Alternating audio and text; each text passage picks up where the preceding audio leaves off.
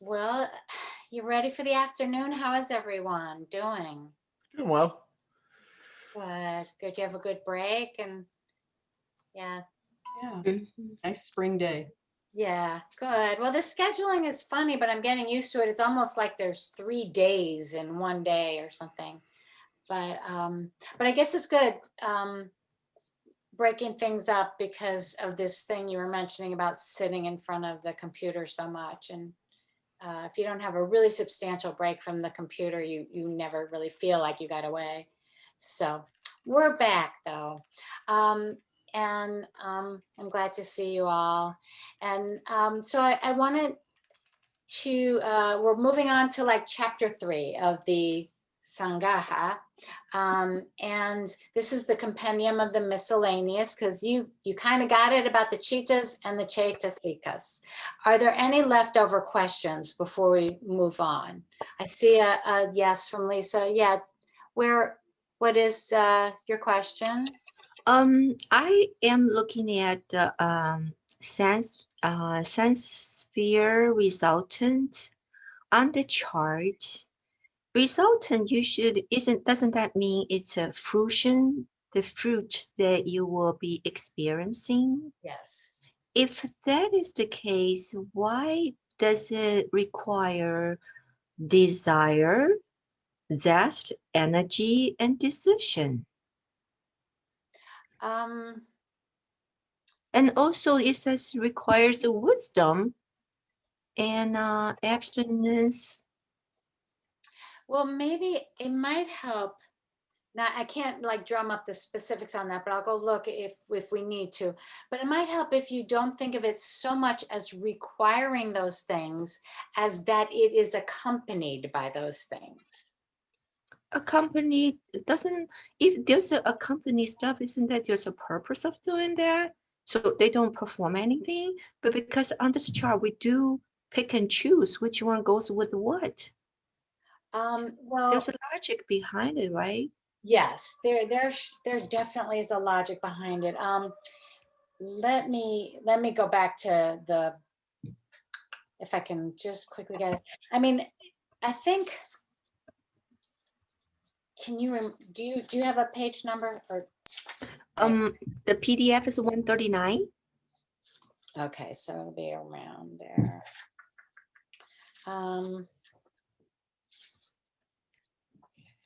I am gonna have trouble finding this right now. So, okay, you're talking about the Chaitasikas that go with the resultant sense sphere Chaitas. Okay, I have to just go look at my door for a second. Okay, I'll be right back. This is kind of dumb, but this is the only way I can do it. I have all these qualities, right? Okay. Not that that really helped, but it gave me a minute. I think that the only thing I can say is kind of general, Lisa, and then you and I can talk if this doesn't help. Those, although they are resultant Chittas, these other qualities of the Chaitasika are part of the resultantness. They are part of what the past karma brought to this moment. So the past karma brought you some decision and some zest and some energy. So it isn't that it's like, I need this energy to make this chitta. It's more like that's part of the whole constellation that the past karma brought. Got it.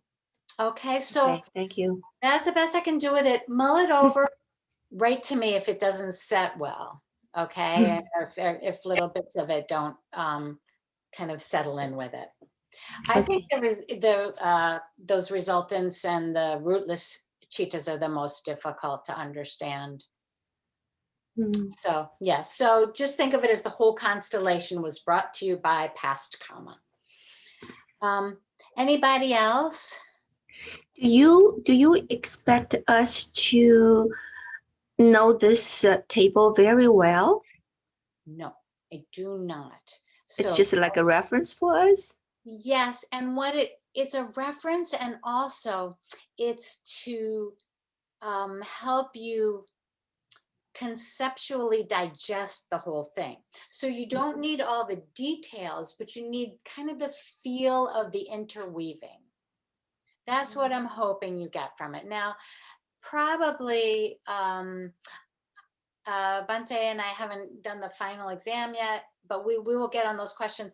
There'll probably be some question where you could pull in some details of your own that you've memorized, you know, like whatever has stuck with you, but there won't be a question where it says list all of these. Possibly list all of the universal chaitasikas, definitely list all the khandas, things like that, very basic things you'll have, but it would be more like, can you give an example? And then you can pull out whatever stuck with you. It'll be more like that with that big chart.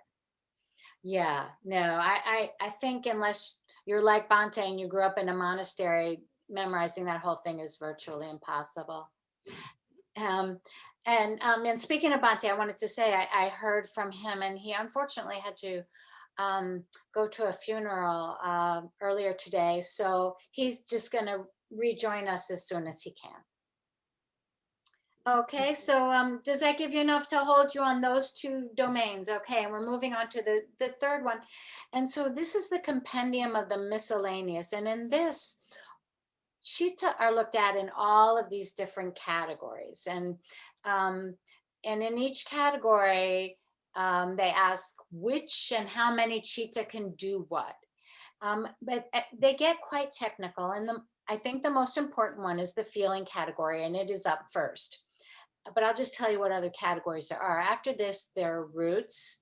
So they look at the 6 roots and say exactly which chitta can be with which root. And you have a feel for that probably already. Then function, there are 14 different functions of consciousness. The actions of consciousness can fall out 14 different ways. So this tells you exactly which of our 121 chitta can do which of the functions. And some of those you know, because there are things like investigating chittas, well, they're going to do the investigating function. But they also do some other things.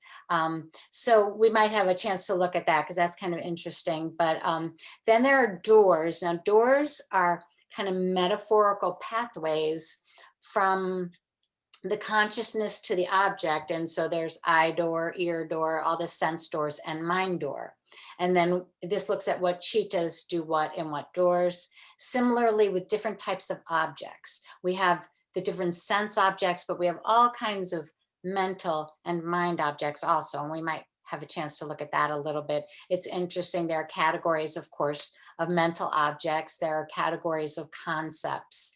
So all of the objects are categorized, and then once again, which chitta can take which object or touch upon which object, and bases is the final one. So that's the kind of mental material formula that supports the existence of the consciousness. And then you can look at that across all the chittas too.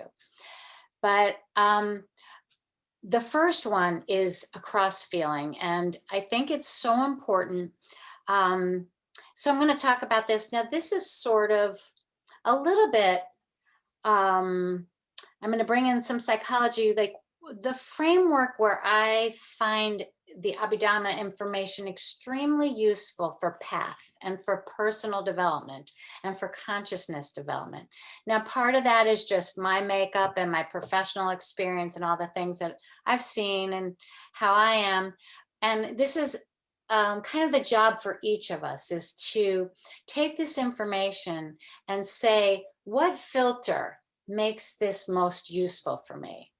But I'm just going to say that the feeling filter is extremely useful, and I want to lay out for you exactly why it is, and it might be for you too, I'm hoping. So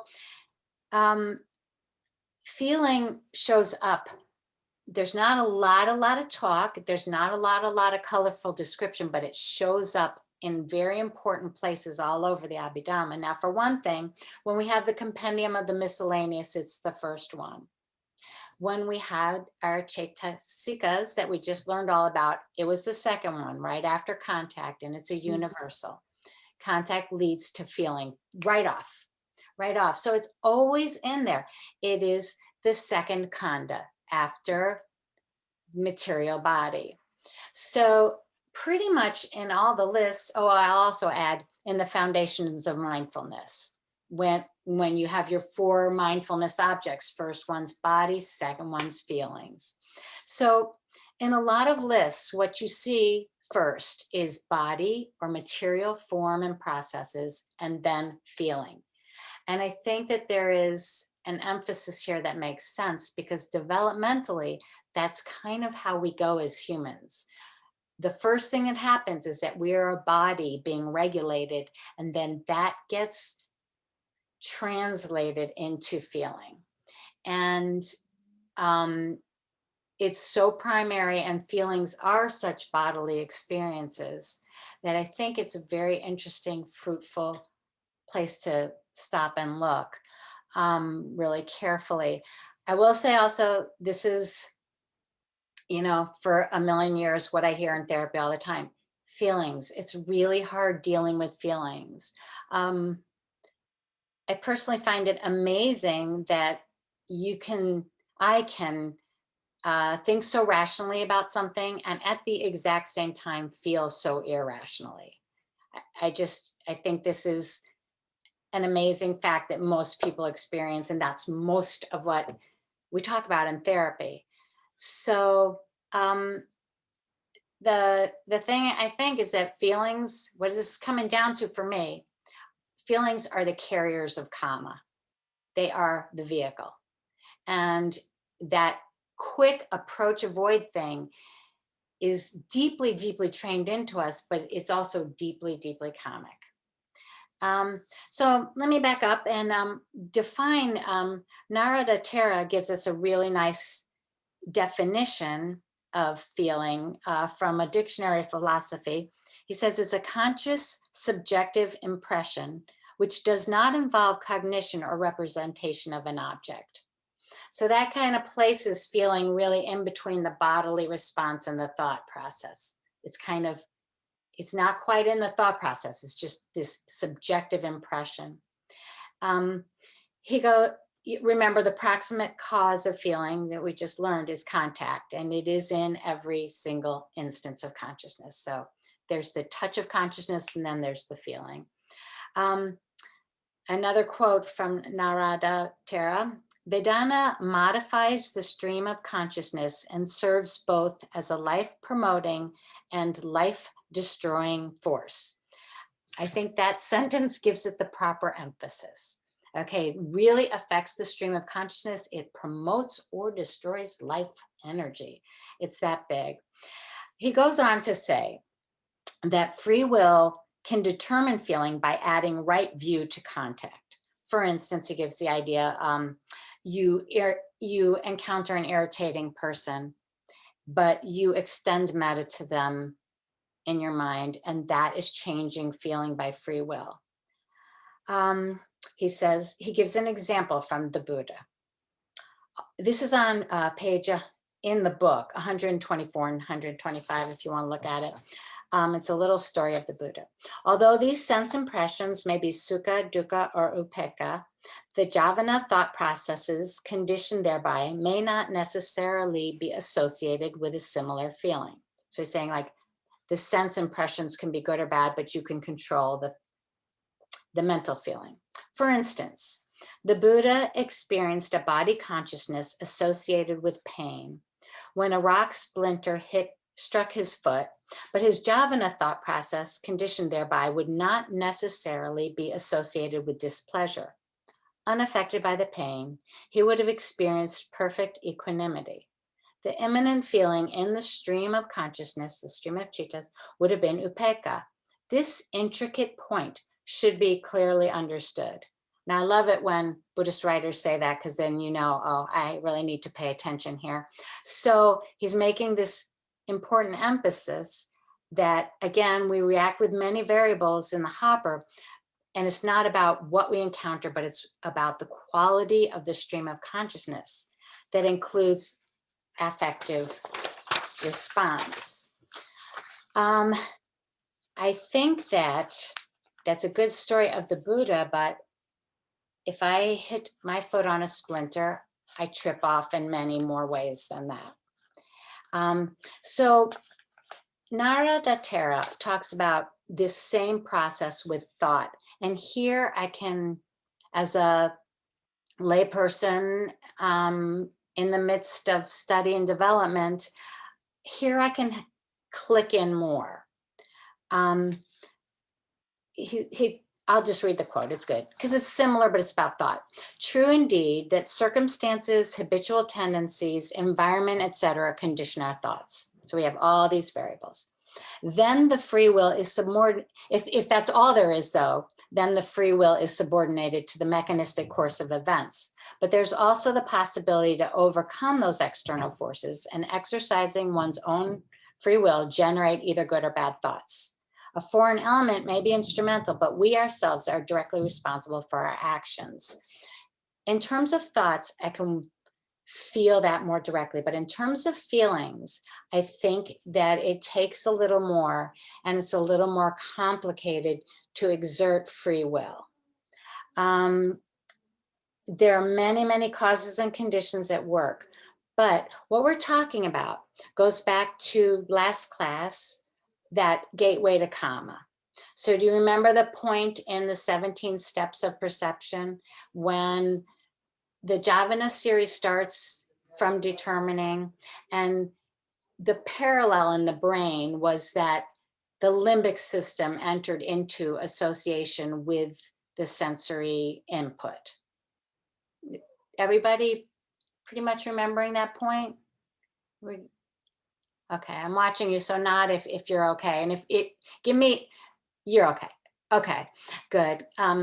So, okay, we have that point, and that is the, the point where feeling enters and where we start to bring in past formations, which is to say karma begins.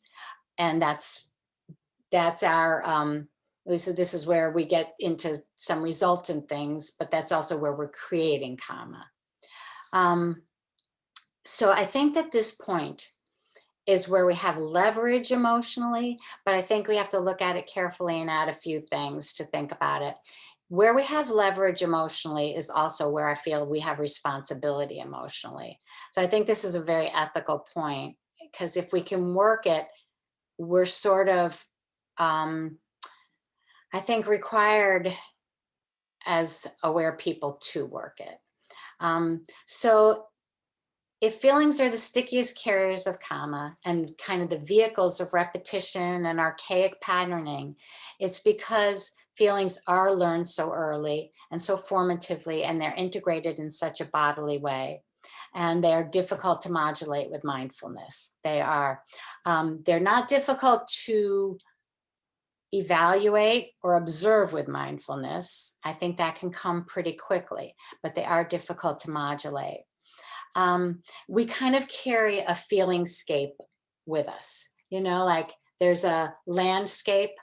I've also heard talk of a soundscape, which is a very interesting concept. We carry that with us too, where we place things that we hear, but we're also carrying a portable feelingscape. And that is also like saying we're living in karma. So right now, before we go on, I would like you to write down a rating of how much control you feel like you have over your feelings from 1 to 100. We'll come back to this, but just if 1 is like no feelings, I'm run rampant. I mean, no control, and run rampant by feelings, and 100 is like I can decide what I feel every minute of the day. Where are you? So just write down that number.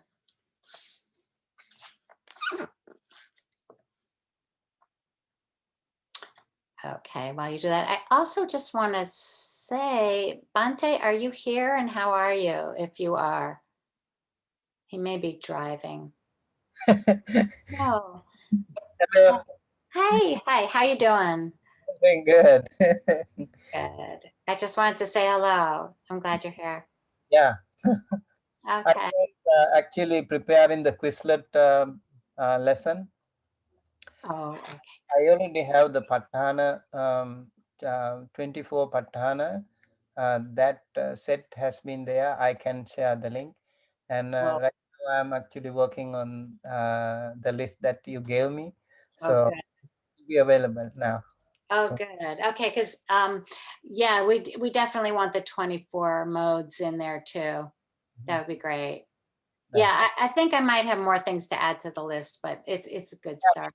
we can continue. Okay, thanks. Yeah, we're gonna have Quizlet fun later. Okay, so but not today. You're thinking of that for next time, Bante? I can share the link of 24 Patthana, but this one also maybe give me some time. But today, Okay. Yeah. No worry, no worry. That'll be fun to get to. Okay, we got plenty of stuff. Okay, so all right, you've rated your control, and we're gonna go through some things. I'm gonna give you a very, very simplistic kind of overview of two psychological fields. One is sort of the developmental look at emotional awareness and intelligence, and the other is a quick neuro look at emotions in the brain. And the main thing, this is mostly just to give you a flavor. And the main thing I want you to be thinking when I look at that is to sort of translate this into terms of karma and how these are psychological concepts that explain to us how feelings carry karma.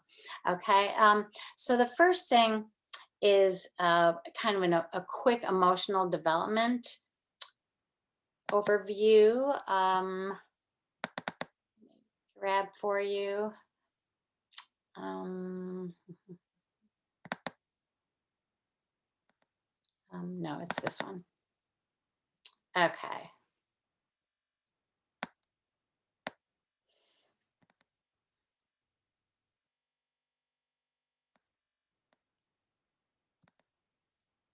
Okay, so this is kind of a rough chart. Let me try to move this.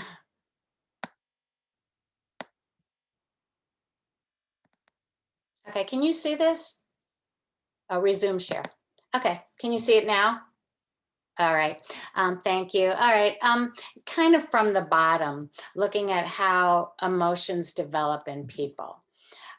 So as I said, emotions really, really start as bodily regulation mediated by a caregiver. So there are two things about emotions is that they're embedded in the body and the body rhythms, and they're embedded in interpersonal relationships.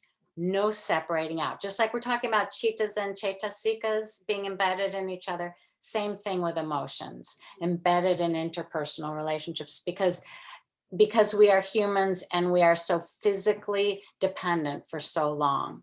So it starts that way. And the tone is very pre-verbal, pre-conscious. It's just inside us from our very early interactions. So the first thing that happens is that when we get physically mobile, like walking, like 1 or 2 years old, that's every skill that we get, we kind of apply to our emotional knowledge and our emotional intelligence. So once you're physically mobile, you learn something. This is hard to talk about because you don't say this to yourself and it's not a concept, but you realize that your emotions are inside you. Before you're physically mobile, you're just a smush of interaction with another body who's feeding you or changing you or taking care of you. But once you're mobile as an agent of your own, then that is when you can first start realizing that emotions are within your body. So I'll give you an example to kind of run through this. Say like a little kid is toddling away, or all right, say a little kid is pulling on the legs of the adult. Like, I want attention. And the adult's like, leave me alone. The kid toddles away. And then for the first time, the kid kind of feels like, oh, my frustration is with me still. I'm not with the person, but maybe I still feel like I'm pulling on their pants leg.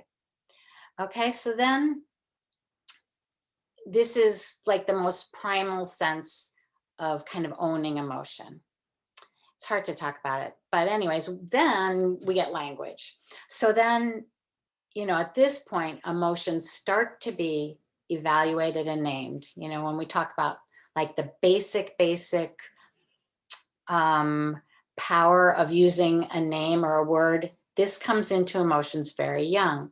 So maybe the kid's a little older and they're pulling on the adult's hand and the adult says, stop being so pushy. Now there's a word, pushy, I'm being pushy.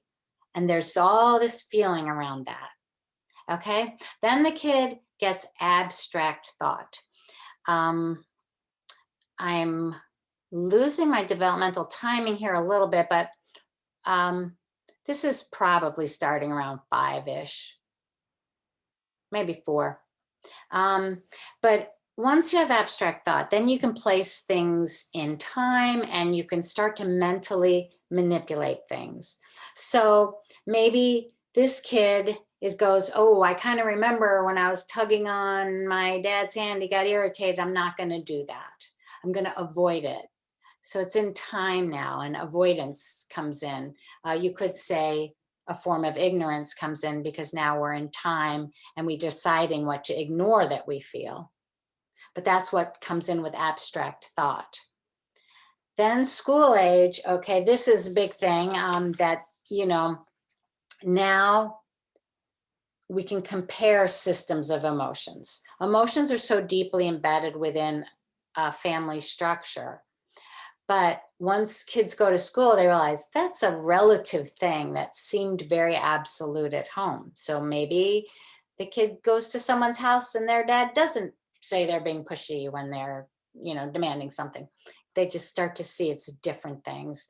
So then, you know, we kind of going on to adolescent where you're really exploring emotions and creativity, and important relationships are moving outside of the family. And then you go on to adult emotions where you have this huge range of data to evaluate every time you feel something, but you're kind of, that's why this chart is weighted like this. You're still kind of embedded in these very, very early experiences. So, you know, my Zen Buddhist teacher, Roshi Diane Martin, is also a psychologist, and she says early childhood is karma, period. It's a little over summarizing, but there's a lot to this. If we think about the fact that, you know, we have all these skills to understand emotion, but so frequently we find it embedded in things that we don't understand or things that are from our past. Again, Corey's dream comes in today, but yeah, so when I think of this kind of wave of learning and emotions, each wave of skill brings some clarity, but also some reifying, some rigidifying of our emotional systems as we go through life. I feel it like a gigantic Javana process. It is kind of like those impulsions. Like in life, we kind of go over these same themes over and over emotionally. And I think each person has a completely unique set of these themes, but there is a kind of universal process of development of going over these themes. And unless you consciously intervene in some way, you'll just build on them. Sometimes they work fine, and building on them and solidifying them and locking them up is fine. But most of the time it's not totally fine. There are so many, I think, karma inputs into, for instance, a family. When you think of like historical trauma and inherited cultural issues and just the immensity of the variables within a family and in the dynamics. So there's always a lot of complexity built in with this emotional stuff. But as each layer gets added, it's almost like you're kind of weaving in more material to like a bird's nest or something, and it's getting tighter and tighter. It's getting a little more functional and defined, but it's also getting a little harder to pierce or unravel when you need to. Is this part making sense to you guys?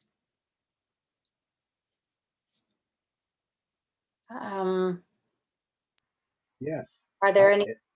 It does. It does. The Abhidharma, the purpose of, if I'm right, the purpose of the Abhidharma is to help unravel this. Exactly. Or to pierce it, or to have the ability to break the habitual patterns of reaction. Yes, absolutely. And to break them, I think it is really important understanding this way that they are constructed, to look at the materials of it. These are just particular terms. There are many, many ways and metaphors you could use to describe how this deep weaving happens. But I think that this is something we can all relate to, because everybody does kind of have this similar feeling process. And it is so basic. I'm going to show you something and give you like, I think I'm questioning if I could do this, but I have a little questionnaire made of these levels. And I'm going to show it to you and give you like 5 minutes just to play with this questionnaire.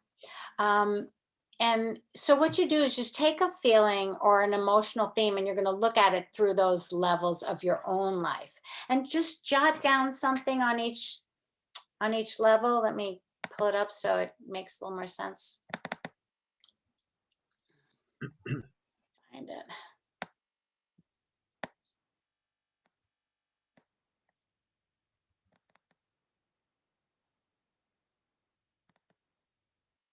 Okay. I think I can make it a little bigger for you.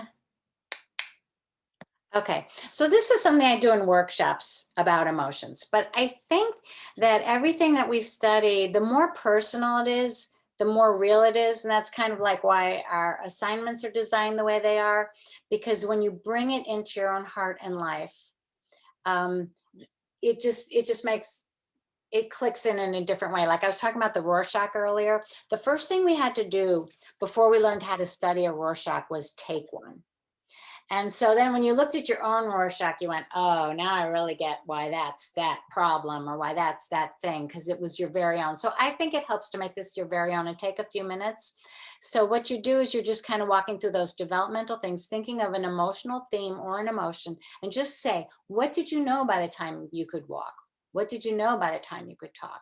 By the time I could add 2 + 2, so there I'm saying abstract thought, I knew. By the time I went to school, I knew. By the time I was a teenager, I knew. By the time I was an adult, I knew. And now I know. Okay, so I'm going to leave you for 5 minutes to just play with this and think through your own emotional layering. And then we're going to come back and look at it a couple more ways. But what if I don't remember? This is so long time ago. It is. It really is. Leave it blank if you don't remember. Yeah. Yeah, I have trouble with by the time I could walk. But if either use your imagination based on stories about you, or just leave it blank if you don't remember. Okay.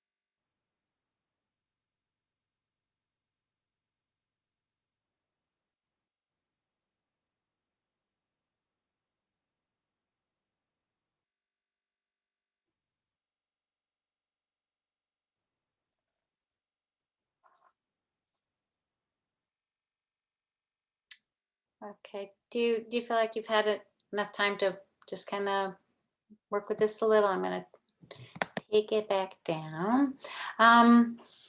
Thinking through your own themes, did anything else come up about this kind of layering as a medium for karma?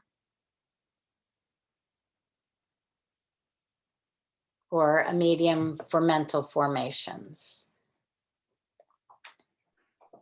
Can I actually ask you a quick question Sure. regarding this topic?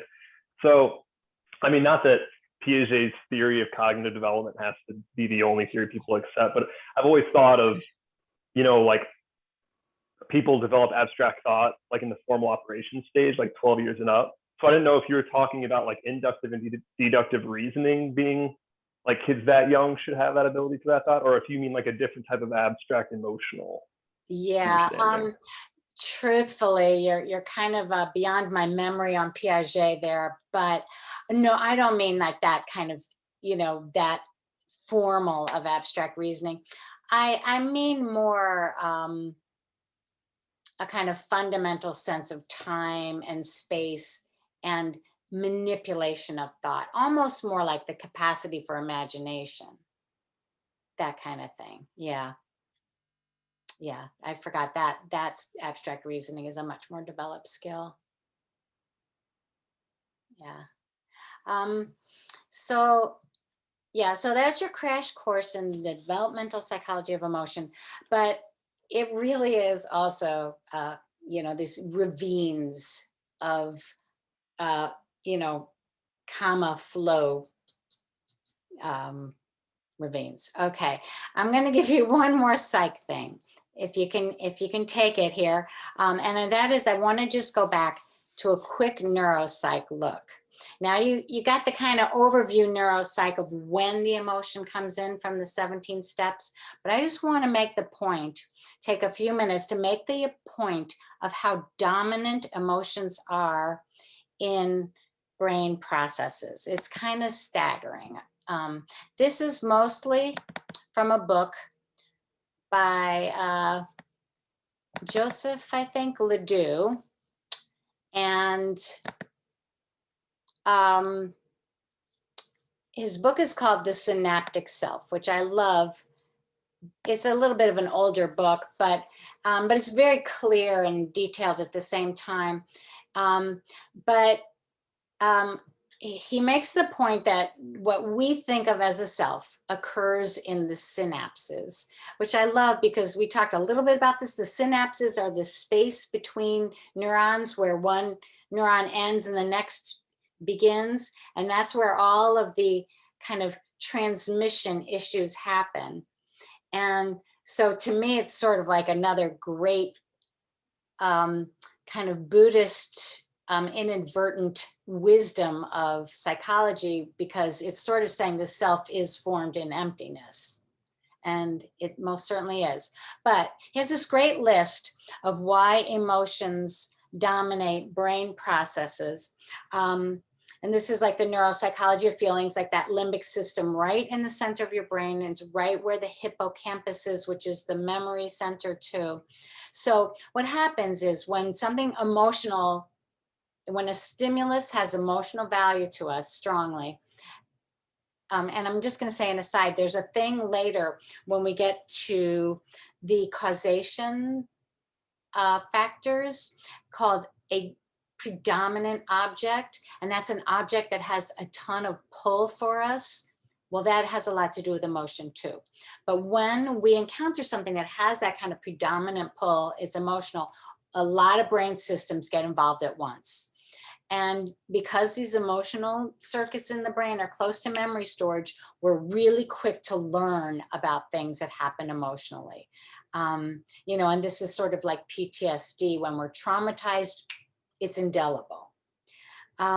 So there's a neuronal pathway that's just quick input to the emotion centers, and it can go straight to the body systems and cause a ton of reactions right away in the body. And the example he gives is if an object is thrown at you, you will duck and avoid it in 0.3 seconds. before you cognitively process it. And I thought that was really interesting because that 0.3 seconds is the same amount of time as our 17 steps. So once again, there's something going on there with response to physical material phenomena. But anyways, the emotional circuits in the brain evoke what are called neuromodulators, which alter the entire brain chemistry. The modulators mediate what happens with the neurotransmitters, which are in those synapses. So it's kind of like a brain wash when you get a big emotion and your brain the whole brain starts getting pivoted there.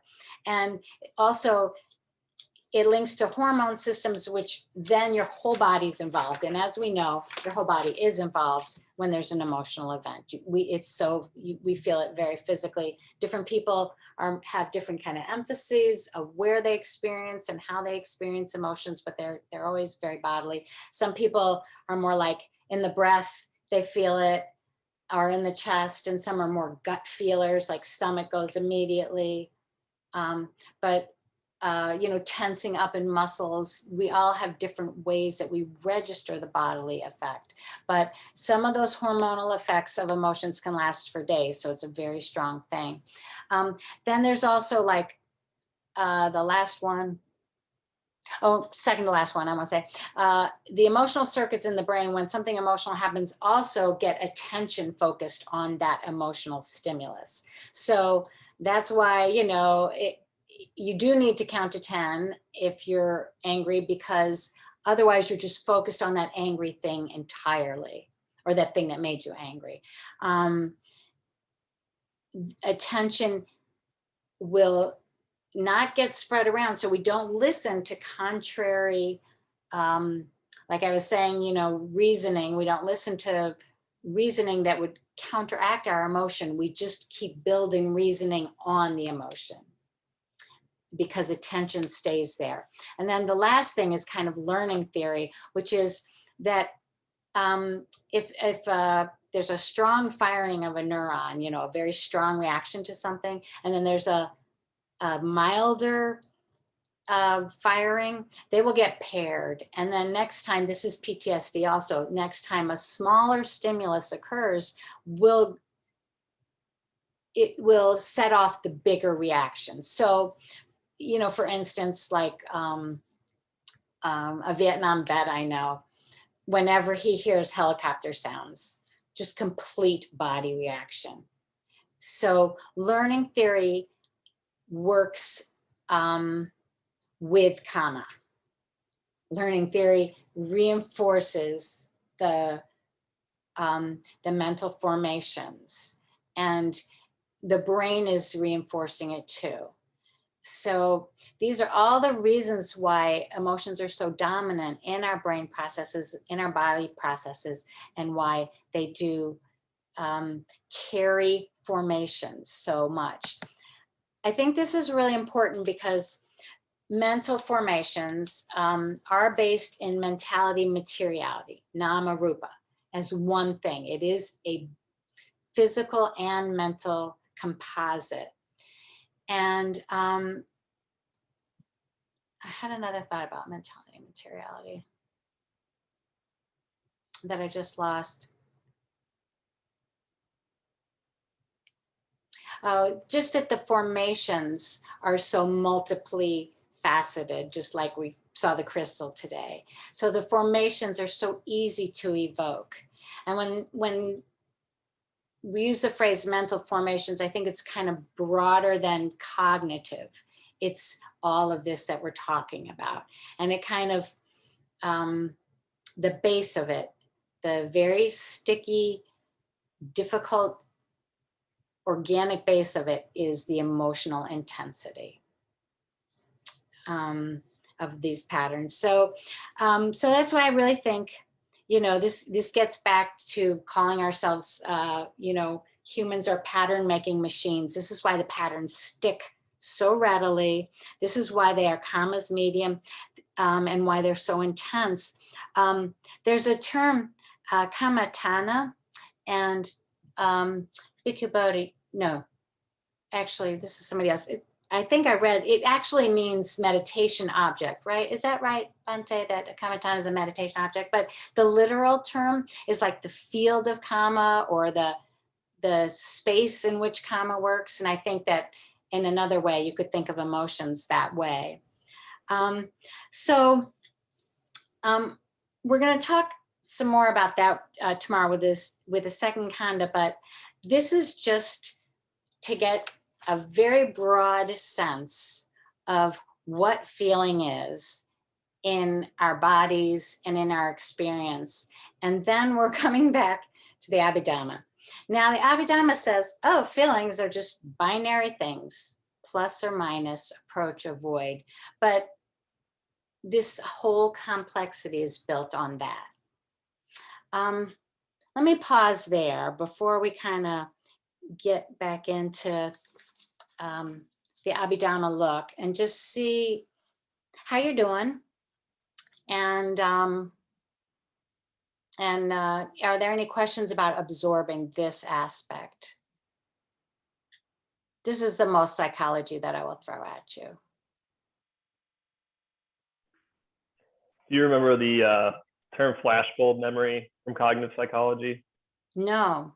It's funny because it just made me think of it, talking about all its emotion and how memory and emotion are just so tied together. And it was a concept they used to believe. They've proven it false, but it's because, like you just mentioned, they're so closely tied together. They used to think that if there were a traumatic enough event that elicited enough emotion, that it actually imprinted like a perfect memory in your brain, and it could like never be altered. So they used to think that, and they don't anymore. But I always think of that, and they had thought that at the time because of how closely linked they were, and they, eventually proved it wrong. But yeah, that made me think of that. And then I love when you brought up, I'll have to read that book. That sounds really cool. The synaptic, what was it? Synaptic. Oh, synaptic self. Yeah, because you said how the fluids coming together.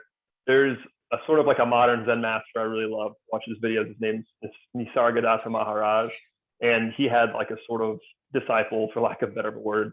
And he was a psychiatrist. He said when he talked to him, one day he told him, the fluids come together and the eye is formed. And he said for him that was like this, like bulb went off in his head, because he was saying like your idea of the eye is literally only a combination of like neurochemicals, like in fluids like coming together. Yes. And yeah, I've always liked that. Yes. Well, that example. Yeah, no, I like that too. And what was that called? Flash fold? Yeah, a flash bulb, like a light bulb. Oh, flash bulb. Got it. I'm going to look that up. That's very interesting. Yeah. Yeah. There is an imprinting, but yeah, certainly not, like Lee mentioned the other day, eyewitness testimonies probably about a traumatic event, and it's very inaccurate. But it is very interesting that when you really look into the mechanisms, emptiness screams up at you. It is all in the synapse, and really what happened, and like I talked about the other day, how the spinal cord starts as a fold. It actually is a fold and then a tube, and that's how it starts. And all of these things are ion exchanges and electrical impulses. Ions rush up a channel because some precipitating event. It's just really quite amazing the more you look into it. And it is just different ways of seeing that's important here. I think the thing about this also that's helpful is I think a lot about like this idea of a substrate of memory, and it doesn't work for me so well that you have like storage of memory somewhere, like physical or like it's a thing that you're storing in a little bottle in your body or something. I think that this helps us with it by saying, no, there are just all these formations that get layered, built up and built up and built up. You don't need a substrate or a material to understand why things are repetitive. You just need to understand the formations and how they occur. So I'm just giving you some vocabulary for that, but everybody has different vocabulary for that, and everybody has the experience of it, because we've all been through a lot of stuff in our lives and we felt a lot of things. So So I'm going to get back to the Abhidhamma because I think it still works to say that feeling is very binary, and it starts as a really binary thing. In the Abhidhamma, there's the threefold mental feelings, which are positive, negative, and neutral, or joy, displeasure, and equanimity. And then there are the just two feeling states for physical reactivity, bodily pleasure and pain. So that's just 5 basic types of feelings, but you can start to parse them out in a bunch of different ways and make a bunch of different combinations of them. I think where we get into what we call emotion is it really does keep coming down to this binary approach, avoid, but it's where we get all the interpersonal complexities involved. Now we have, like, envy is one of the Chaitasikas that we just talked about. That's sort of an interpersonal thing. Jealousy is like envy with 3 people, envy of a connection of 2 others. So while emotions can have a lot of descriptors, I think you can keep boiling them down to this simple Abhidhamma approach of plus or minus. And, by the way, Freud agreed with this. I'm going to read you something from Beyond the Pleasure Principle. He says, in fact, the whole book starts with this. In the psychoanalytic theory of the mind, we take it for granted that the course of mental processes is automatically regulated by the pleasure principle. That is to say, we believe that any given process originates in an unpleasant state of tension, and thereupon determines for itself such a path that its ultimate issue coincides with the relaxation of that tension, i.e. with avoidance of pain or with production of pleasure. So he's just calling it pain and pleasure also. But he's saying everything boils down to that. I read a quote from William James also. The 19th century philosophers were onto a lot of Buddhist principles, I feel, much more than the 20th century. They kind of were more meditative and observant, even if they weren't practicing in set ways. And then in the 20th century, psychology got very mechanistic and kind of blew it. There's this strain that still exists from these earlier, more philosophical bases, but I think that's just an aside. But I think psychology went awry in our lifetimes, in some ways. I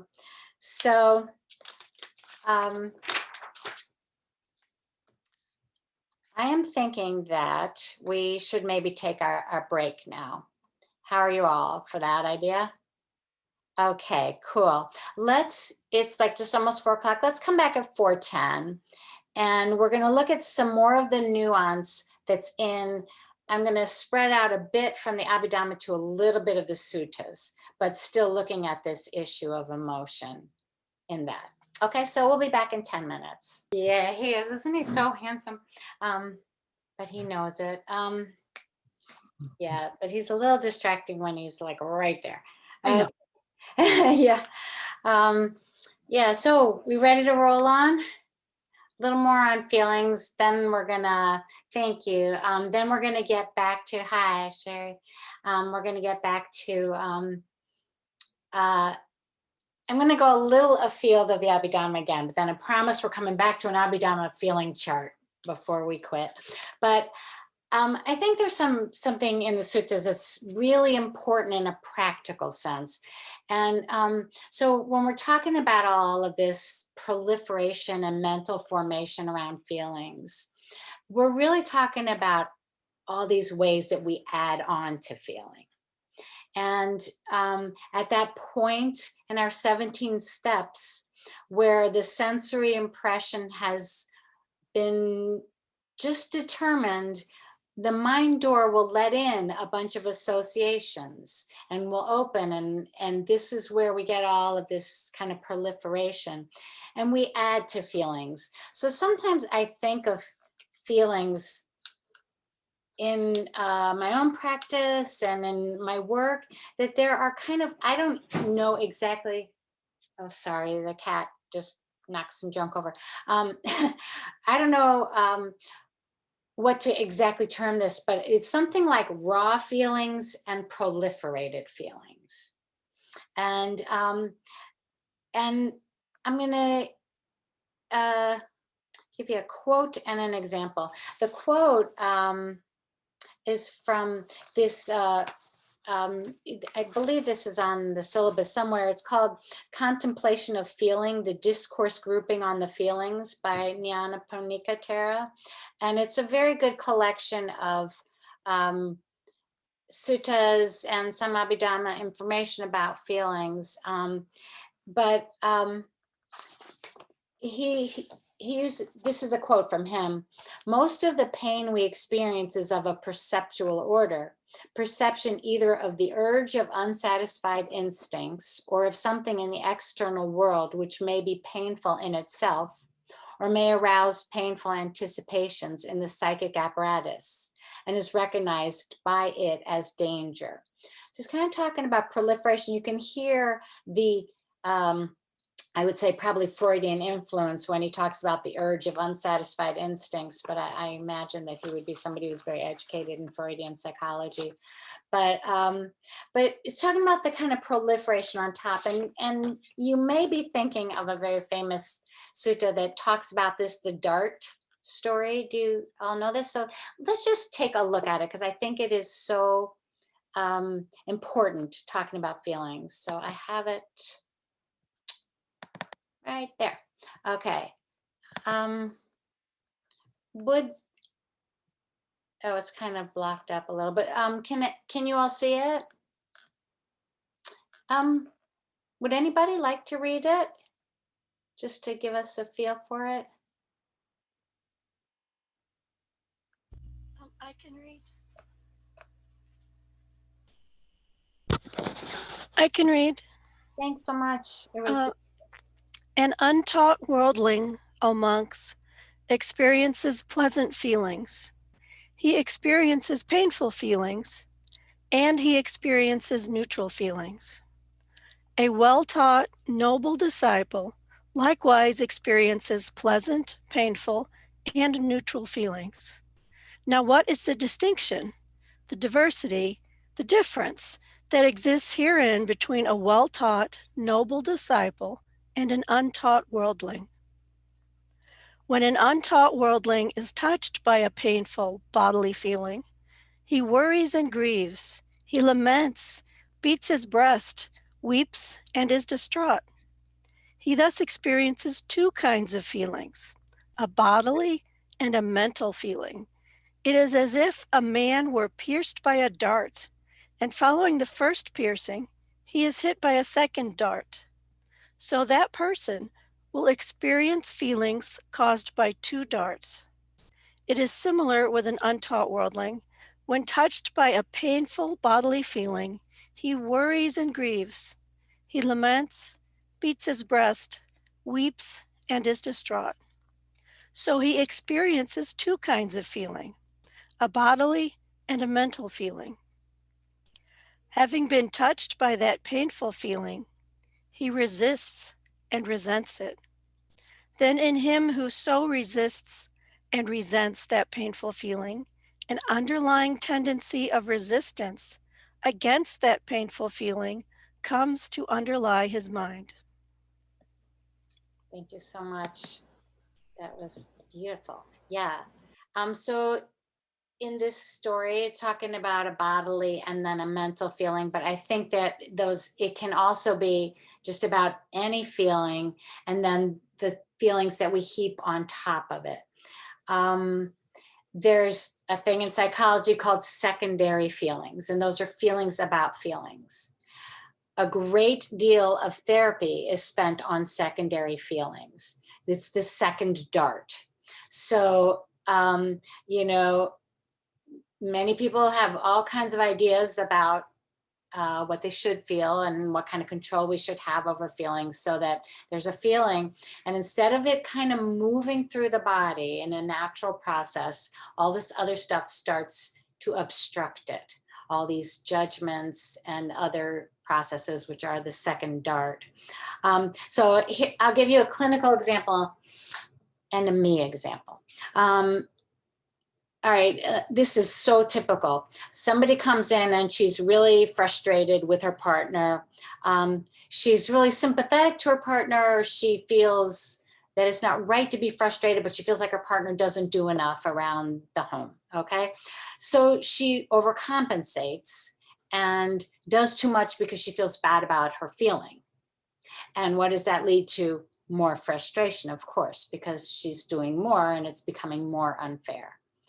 This is probably the basic therapy story I hear. Overcompensating and then building up the secondary feelings.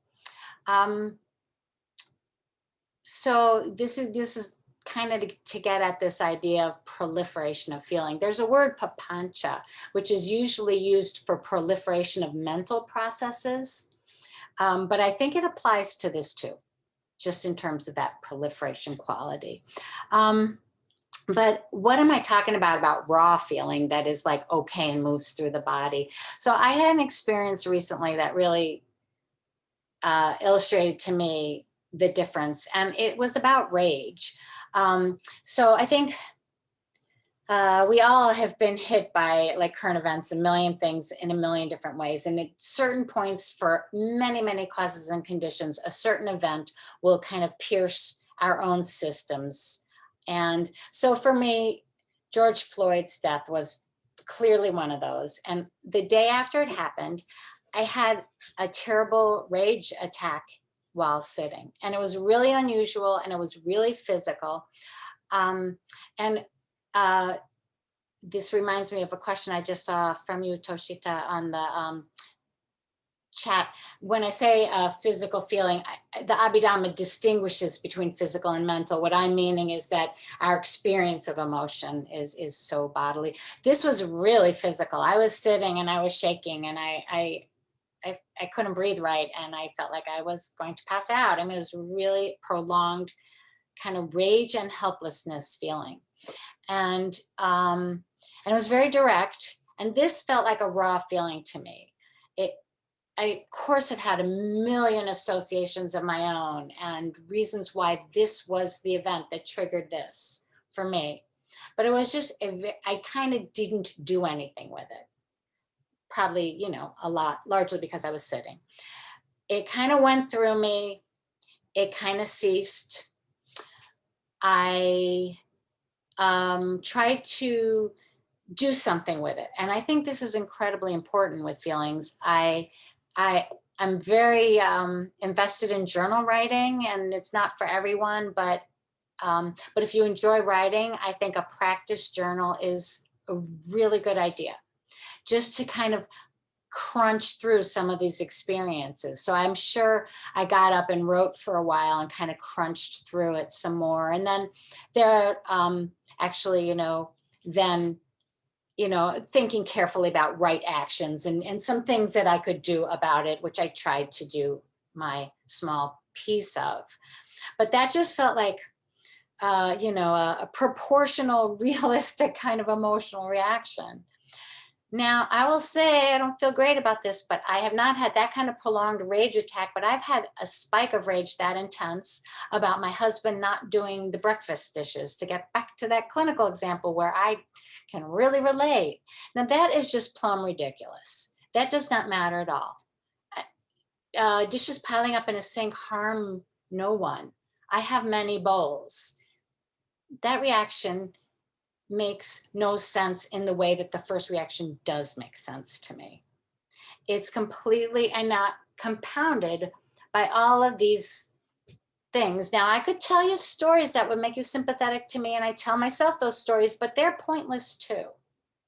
It is an unrealistic feeling to feel that much intensity about something so ridiculously unimportant, but it happens all the time. And those are all my emotional formations, just ratcheting up and, kind of concluding. I'm sorry.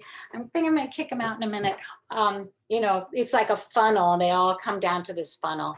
And And that's where it landed. So it really made me think about, like, do you have examples, just to take a minute here and just ask you, do you have examples where you can sort of delineate something that felt very raw and pure and moved through you, and where something felt very proliferated, habit formation, and kind of stuck? Does anybody want to say anything about that, or say anything about how you would categorize those two? In general, like you mentioning that, and it actually reminds me of the exercise you asked to do earlier, where you had us write down, I think it was the first one, not the second one, not the one that went through our childhood emotions, but you had us reflecting on something else. I can't remember exactly, but This afternoon, yeah, I had you write down from 1 to 100 how much control you thought you had over your feelings. Thank you. That's what had me, it sparked my pondering on this, because I started thinking to myself, oh, how much do I? And initially I almost had this feeling like, well, generally I do pretty well. And I was going with the higher number, and I was like, well, wait, if I get in political conversations with people, I don't. Oh, if I talk to, my in-laws and it regards political conversations, that can be hard. Oh, if I talk to people who, demonize religions that aren't their own, I can have a hard time controlling myself. And then it's like, I start being like, man. So it always makes me think of, that famous saying of, the danger of resting in states, where if everything's just going your way and things are going all right, you don't really feel the need or necessity to practice, and you kind of get into a routine and everything's going okay. And maybe, you don't feel like your practice is close with you. And I feel like in those moments, it kind of gives you this superficial idea of like, I'm pretty much in control of stuff because my relationships with my family are good, and my spouse, and my school, and my job, and it's like, then the second things start to kind of hit the fan and you really need to practice, it makes you realize, well, wait a second, if I can't like control my breathing and my heart rate and not like get a whole bunch of adrenaline if I'm talking about something politically, because I want to defend a certain viewpoint or to defend human rights, it's hard to find that balance. Because you mentioned that about George Floyd, made me think of many conversations I've had, with like in-laws or whatever it might be, and just how it's near impossible to get people to see this perspective that seems so obvious and so ethical. And it's hard because I don't want to get, you don't want your emotions to rise and take control of you, and you try to bring in that practice, but it's so hard in those instances to see things as empty and try to have compassion for them. And and I think you mentioning the habitual formations we have, that stretches back to just early ages for me, where, because I was very fortunate to get involved in Buddhism at a young age, which also meant I met a lot of other younger people who were, Christian, and their parents told them they were just some other religion, and having lots of arguments. So as I aged, I became very chafed toward people from like monotheistic religions, not because I wanted to, but it's like I would have these triggers, having conversations with people, because it would be like, how can you come from this perspective? And this is, and all of that papancha then coming from that and those habits. But like, luckily I was able to work through that to where I at least don't have responses specific to those religious situations anymore.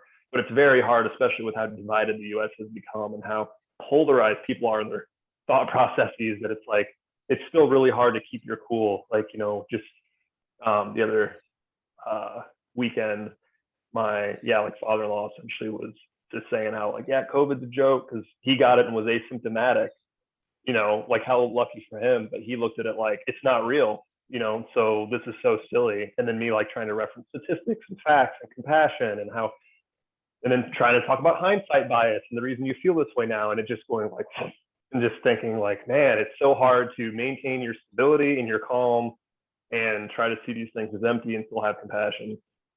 Yes. Sorry. No, that's totally helpful. Actually, it's really helpful. Like, it's kind of funny because your father-in-law just went through the same thing with COVID that you were saying. Like, when everything's going okay, it's easy to think it's nothing. There is nothing there. So he didn't have many symptoms, so there's nothing there. But look around you.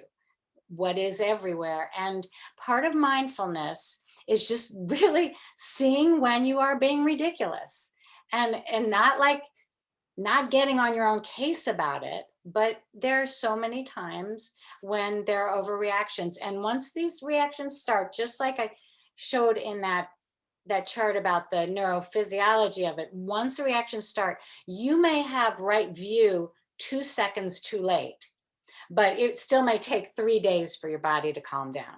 It may, but it doesn't matter. All you can do is kind of get that right view when you can, and then kind of watch the processes move through and look at them realistically compared to what has stimulated the reaction.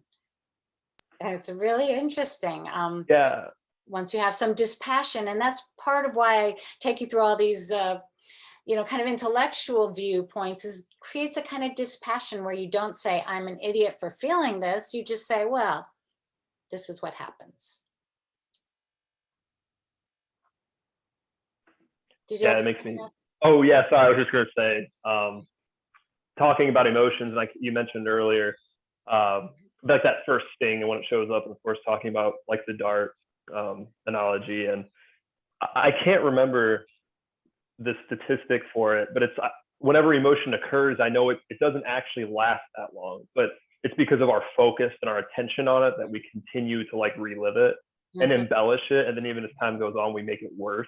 And I can't remember the numbers for it, but like just knowing that fact is so, It's very, you know, it's so powerful. Because yeah, and it's like that's usually what happens is it's the afterthought, like the days later, where you're coming up with like, could have said this, or why did this happen, and then like, come on, right. and It so really easily enters the mind door. It hasn't gotten very far away from it. The mind door opens and boom, it's right there again. It's right there again. Yeah, it's really, really quite amazing how powerful that is. Yeah, that they get re-evoked. But you know, it's also like if sometimes at the end of sitting, if I listen to the gong very carefully, I try to. It's a good measure of how many times I can get distracted in like a 20-second thing. But at the end of the gong, you'll hear a little bit of gong that you can tell is memory and not sound anymore. And it's kind of a similar thing, because the emotion may have left the body, but you have a little bit of like kicking it back up in another way. So yeah, it's a very, very interesting process. yeah. Oh, sorry. That's okay. Just to say one more thing, because in your reference talking about like neuropsychology, and they've seen that in fMRI scans where like if people try to just envision a sound or see an image, like the brain lights up in the exact same way. It's Exactly. as if it exists in the brain. That's like the jhana training where you look at the object and then you remove the object and you remember the object. Your brain's doing a lot of the same work. It's true. So we have all of these reasons why it's really, really hard to change. But let's talk about how we do change. Because I remember, I always think of like when I, you know, first read all that, when I was studying, read all that psychopathology stuff, and then you'd be like, oh, I identify with this, I have this disorder, and I have this symptom, and you'd flip to the end of the book, like, what's the answer? So there is a bit of something I want to say, not that you can stop this, but just a way to think about working with it. And the first thing is exactly what you're saying, Kyle, I think. Step one is accept the feeling. Look at all these mechanisms, look at all these ways we are human, and just accept the feeling, and don't try to actually stop the secondary feelings and all your own judgments of yourself for feeling. My Zen teacher has a wonderful, I always call it her of course attitude. You can tell her the most heinous thought you have and she'll be like, of course, you know, just everything. Oh, of course, you know, and it is like that. Of course, if you really understand all the causes and conditions of anything, the only thing you can say is, of course I feel that. So just leave it there as much as you can. That's the first thing. So I accept, then unravel. So by unraveling, I mean, after you say, of course I feel it, if it's just sitting on you and you can see that it's way more complicated than it should be, it's way more proliferated, or it's overreactive, then you have to unravel. And it's very much feels like undoing a knot, because the first pulls are really difficult, but then once you get those, you start getting bigger loops out and then it starts falling apart. So you need to really unravel the feeling. And this, I think, requires a certain amount of kind of self-analysis. I think this is where therapy can be helpful. This is where I think journals are ridiculously helpful. There's a way that you think you know what's going on, but then when you stop to write it down, you kind of realize that you don't, like Nyanaponika Tara was saying the other day, you don't finish your thoughts very much in your own mind, but you do when you're writing them. So that really helps you unravel. Just get it down, think it through, look at the historical stuff, look at the mechanisms that you do know from here or from elsewhere of how this all happens, and just try to study causes and conditions carefully. You know, there's a Dogen sutta where he says something like, look carefully, I can't remember the exact, I'm paraphrasing, at all the causes conditions, this is the exact transmission of a verified Buddha, is looking carefully at causes and conditions. So that's the unraveling part. And then, and only then, the retraining part is very important.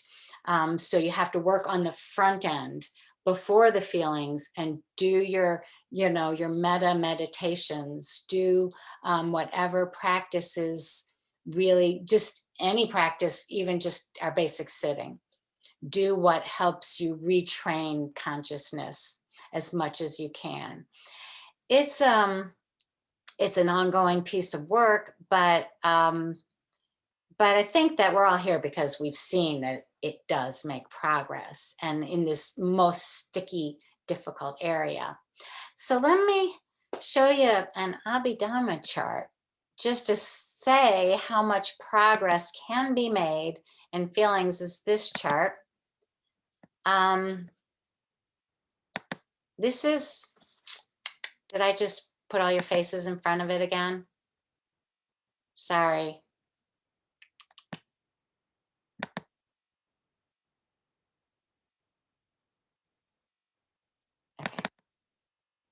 Okay, are you all seeing a chart?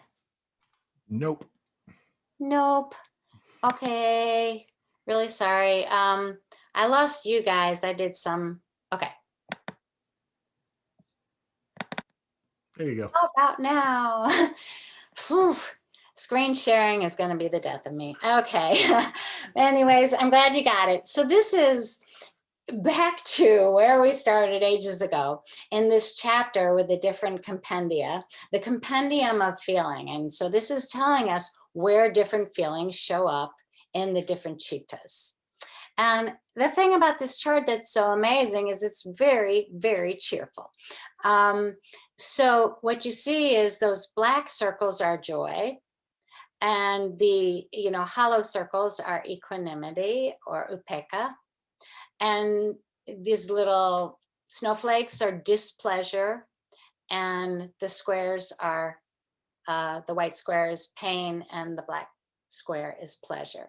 So you just see like one pain square up here, and it's an unwholesome resultant. And remember that this sense consciousness is only the body, the touch consciousness is pleasure and pain, and the others are all neutral or upekkha. So that's why that is there. And in the unwholesome chittas in general, we just have displeasure in 2, because remember, we were just talking about this earlier, your greed rooted are either with joy or upekkha neutrality, but this is the one we were talking about, doubt and restlessness, and that was just not a feeling, but another cetasika. But the feeling of displeasure is with the hate-rooted chittas. So there's your 12 unwholesome. Only 2 of them have this bad feeling. The others are just kind of chill or no feeling or kind of balanced, or they're actually with some kind of joy. Now the joy of an unwholesome chitta is a kind of a bad glee, but it is a joy. And then when you get into the higher levels of consciousness, you're seeing a great deal of joy and equanimity. And in the immaterial sphere, it's all equanimity. And the fine material, this is your jhanas, it's mostly joy and some equanimity. So we could break this down more, but I think it makes a basic point that that with training, feelings should be getting a lot better. And you're just seeing more and more of the power of the training in feeling. I think that's true. I mean, I definitely can see that and feel that. I feel that I have a long way to go with that. But this is an important aspect of like cleaning up consciousness, the consciousness that we find ourselves existing in and flowing with. And the emotional cleanup is a really important part of it, but you can see how much joy and equanimity are possible in more developed states of consciousness. So let me say a couple more things about this. You know, there's a quote from Mendes. He says, feelings serve as a condition for defilements to arise, which is kind of a sort of gloomy negative way to say what we've been saying about karma. And so, you know, for a long time, I asked myself the question, would Buddhism really train me out of feeling? Would that be like the final endpoint, like of dispassion, to not feel? And I've really thought about that for a long time. And then I realized that if I should pose that question to the Buddha, he would probably say something like, look at how beautiful the sky is right now, because it's a dumb question. It's not possible, at least not in my lifetime, in my human self. And I think that this is part of why being in the human realm is so challenging and so productive. It's because we have this kind of gooey bridge between our bodily experiences and our exalted states. And that gooey bridge is the feelings. So, so really it's not an option. But I think that the more we really understand it like this, the more we do have that kind of leverage. And, you know, nothing happens fast in Buddhism or therapy that I've noticed. There are some people who tend to have more kenshos and more breakthroughs, but everything just kind of keeps moving. And I think this is a really important area to think about that way. So let me ask if there are any questions here about the whole feeling domain. Then I want to ask you one more question, but are there any other thoughts? I was thinking about that George Floyd case. When we saw the film, we were so shocked. But after a little while, I started thinking about karma. Isn't that something we got to have some kind of seed in the past, then coming with external condition trigger, so something will happen. So could we say he actually had that past karma that carried with him? And at that moment, that time, with that police must have gone through some kind of craziness in his mind as well. So all those things together then happened to him. I think so. But I also think, you know, we're going to talk a little bit about objects, and that, you know, that karma, like what you run into, that it may be the result of past karma, but kind of what you do with it basically is your creation of future karma. I think that we all were exposed to that video or that awareness. I think we are in a state of cultural bad karma coming to us. And so I think it is a resultant bad karma that we are exposed to it because it's real. I don't know about his personal karma. I kind of can't address that. But yeah, Kyle, you just wrote something about collective karma, and that's kind of what I'm addressing. Can you say something about that there?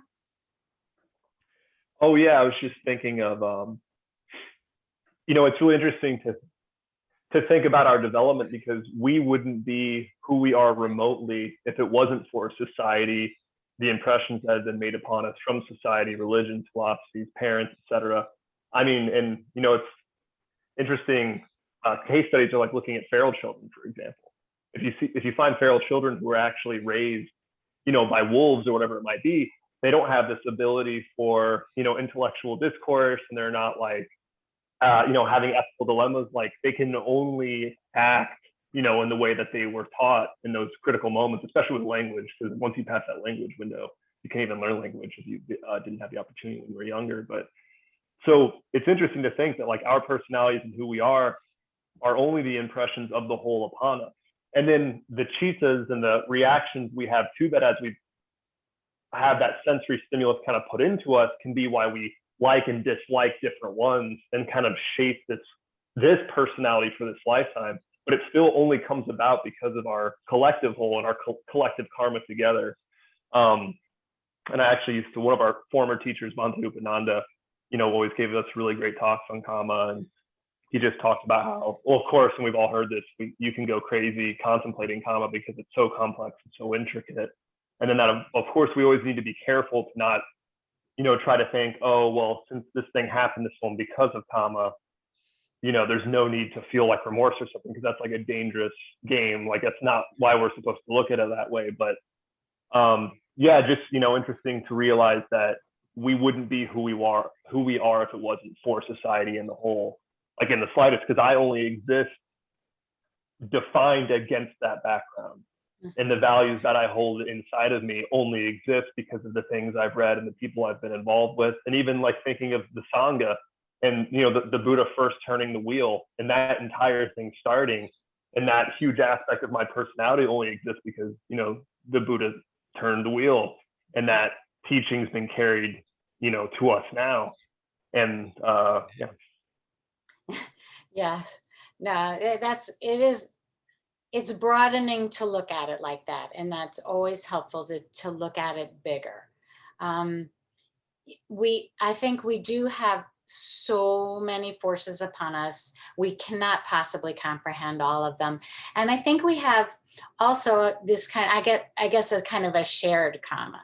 And, the boundaries of that, there's a bunch of, I have karma I share with this way and with this way and behind me, and different kinds of levels of sharing. We have an American karma that is coming to some painful fruition right now, clearly. So yeah, all of these things are in force, and then on the small scale, when we come back to it, I was aware during break, I was taking a walk and I was really like looking at things, and then I saw a mind formation come in that was worrisome. That's karma right there. That's a little bit of negative karma. And I could tell you, 14 million reasons why I did that. But at that point it was better just to go back to looking at what I was looking at. Yeah. And kind of take some right view. Yeah, you have another thought. Go ahead. Oh, sorry. Just No, one more. It makes me think, and that's the importance of free will. And like you've mentioned, where I can't remember the Abhidhamma chief term that it was, but whenever there's like that pause, in that moment where we can interject. And it reminds me, I had like the fortunate opportunity to talk to Bhikkhu Bodhi once about like philosophy and Buddhism, because he has a PhD in philosophy, and we were talking about hard determinism. And I, at the time, was coming from the perspective of like, well, it's so interesting because in Buddhism it almost seems like everything is deterministic, because we're saying like, due to your karma, it takes these course of events.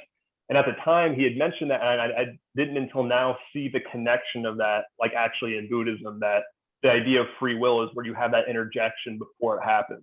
Mm-hmm. And that's where there's that chance to actually say, we either can absorb that experience into non-dual awareness and like not have something be created from it, or we can take like a positive perspective to it, to where it still is a karma, but at least it's a wholesome karma. And like that's the part that's, I think, really empowering, is that moment where you know, hey, I can work on myself where these habits are going to, you know, be absorbed into non-dual awareness, and I can continue to have that be a natural state that arises. Yes.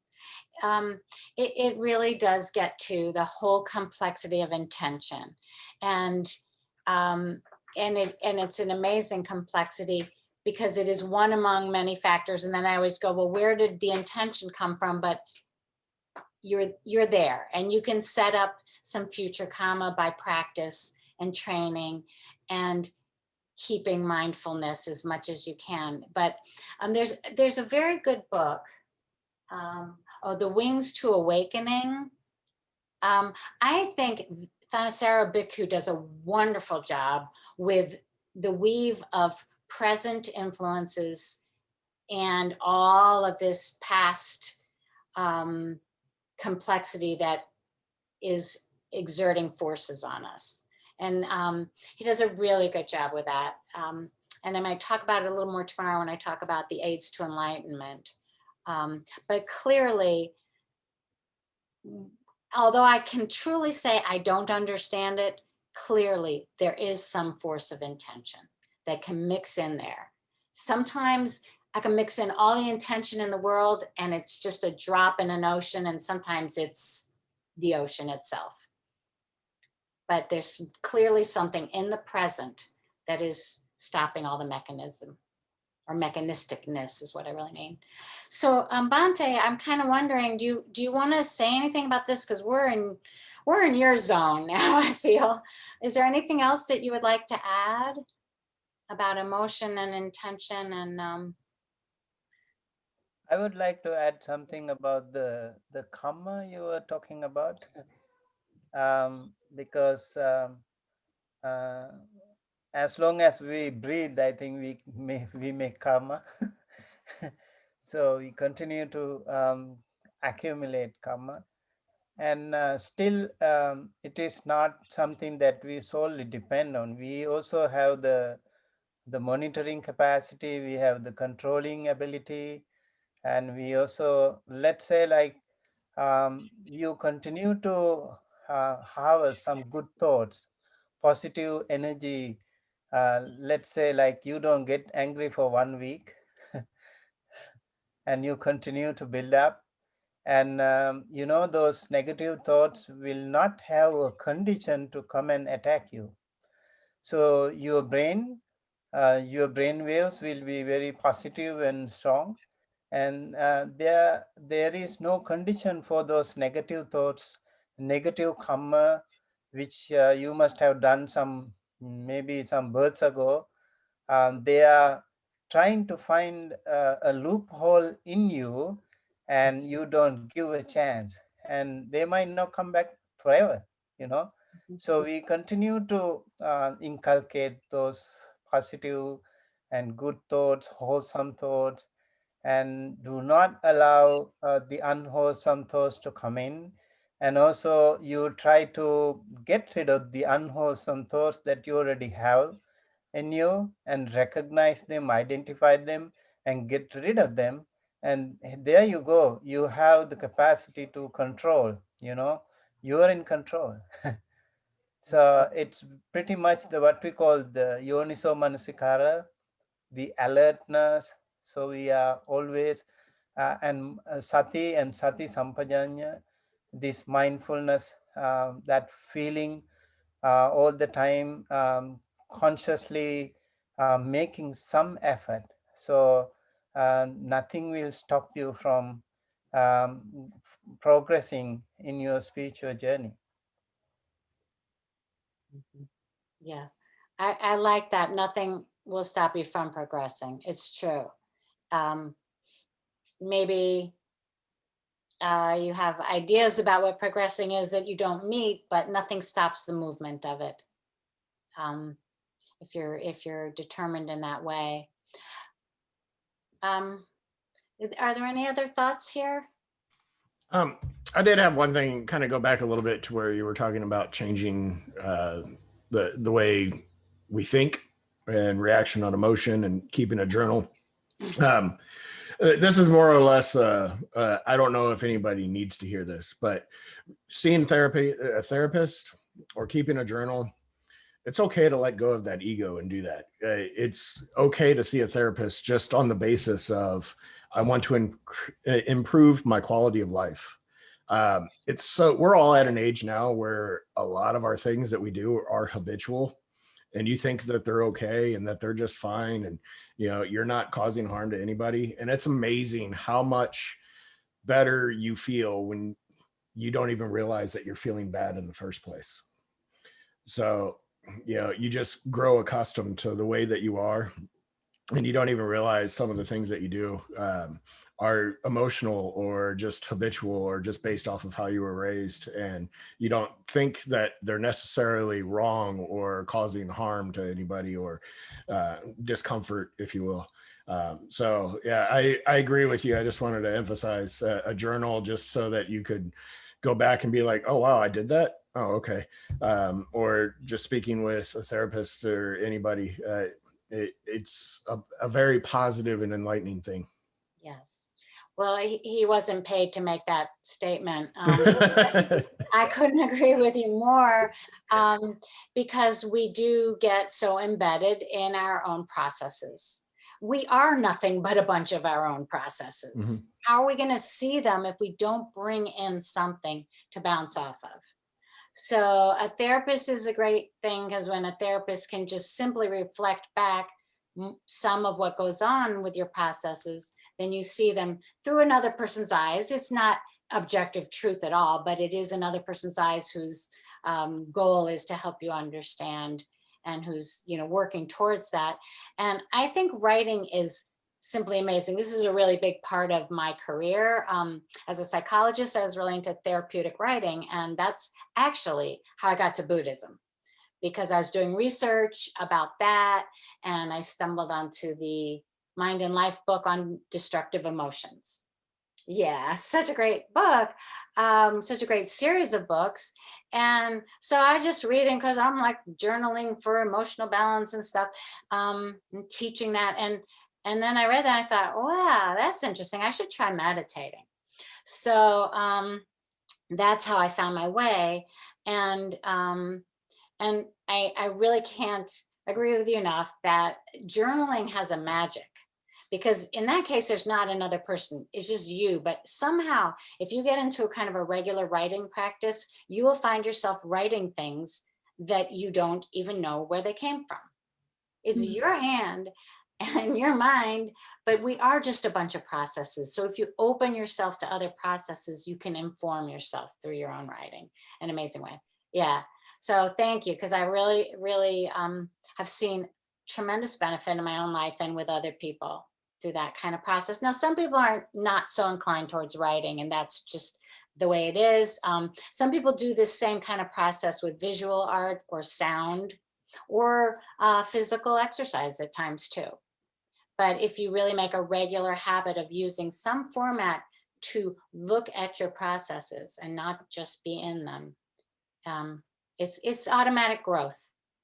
It really is. It's, Yeah, the one thing I want to emphasize is, like, until you start feeling good, you really don't know that you feel bad. And I don't know if that makes sense, but like, you just get so commonplace. You fall into just like the normal routines of the day. And yeah, it's that's interesting. I don't relate to that so much, because when I'm pretty like attuned to feeling bad. It's kind of a problem of my formations, but yeah, but I think that you're right, that is a very natural human tendency. If the problem isn't up in your face, you just kind of go, things are okay. Yeah. You don't evaluate. Yeah. So to me, I think, so again, nothing wrong with writing a journal or going to a therapist, nothing against them. But I think to me, it's just another form of being mindful. I mean, if you're writing a journal, you're basically writing down everything in your mind or whatever you did or whatever. So it's basically a reflection. So if you can reflect on your own thoughts, to me, I think it's basically the same exact thing. You don't have to basically go and talk to someone and tell everything. Well, again, nothing wrong with it, but to me, it's just another form of reflection. That's the way I look at it. I would say it is another form of mindfulness, but I would say that it adds an element beyond simple reflection on your own thoughts. There is a certain element of actually, it's almost a very concrete thing, but getting your thoughts from silence inside you to a visual production outside of you. There's something that's a little bit. That I agree with. Yes, I fully agree with on that notion. Yeah. But so your psychological therapy, if you're dependent on a psychologist, your psychological therapy depends on the person you are talking to. Yes. Ultimately, my point is this is a discussion between you and yourself. There's another person to bounce it off. Yes, and that person might or might not be helpful. Yeah. For me, I've noticed in certain situations there are certain very specific people that I speak with when I'm emotionally charged. That person is not necessarily going to give me any advice at all. I'm not even expecting for that person to give me any advice. But what I recognized is by talking to that person, I am, just like you said, something that's bottled up inside myself, just getting it out there. Sometimes just speaking to someone else is the answer itself. While explaining it to someone else, you realize, wait a minute, that's what I need to do. So, Exactly. so it's that's the way I look at it. Again, nothing arguing. I'm not arguing against or for anything. I'm just making my observation. No, I think we are pretty aligned how we're saying it, because they're just different kind of mediums of mindfulness, and there are some people that have very beautiful enlightening qualities that somehow they have a kind of being that they tend, it's not about advice, but they tend to enlighten process when you describe it to them. So they are different ways, but I also think you made an important point right at the beginning, that these are mindfulness processes. Maybe they have slightly different tweaks on what they bring out or how they bring it out, but they are mindfulness processes. They are processes that simply, get back to what we were talking about, very first thing, the 121 types of citta flowing one at a time. They are processes that get us closer to feeling that flow of pure consciousness. And so however you do that, that's a good thing. That's a good thing. And however you are feeling, it is often an obstruction to that and needs to be just worked with, allowed, moved through you, worked with. I also, if I have an opportunity, I like to also go back to a previous point, the determinism. So looking at someone else's tragic moment and realizing, or at least giving it a label, that's that guy's karma. Hamadru, please intervene if I'm saying something out of order here, but I think this is something Buddha definitely was against, the determinism. I think there was even one of the heretic teachers who was like, everything is determined. No matter what happens, it's just going to happen. So my point is, I don't think we can blame everything on karma. There are people who are like, oh, this is my karma. This is going to happen no matter what. I think that's a very dangerous path. Certainly, like you highlighted, there is a connection between karma, past karma, current karma, future karma. That continuation is there, but I think settling back on, or just passing everything down to karma, oh, this is my karma, it's going to happen. I think that's a dangerous path to work on. I'm sorry. This is something I think I need to make clear. Yes, we all carry karma, that we all agree. So whatever we are in, like we were born into certain country, to certain environment, or into a certain family, that has something to do with the karma as well. We all agreed, right?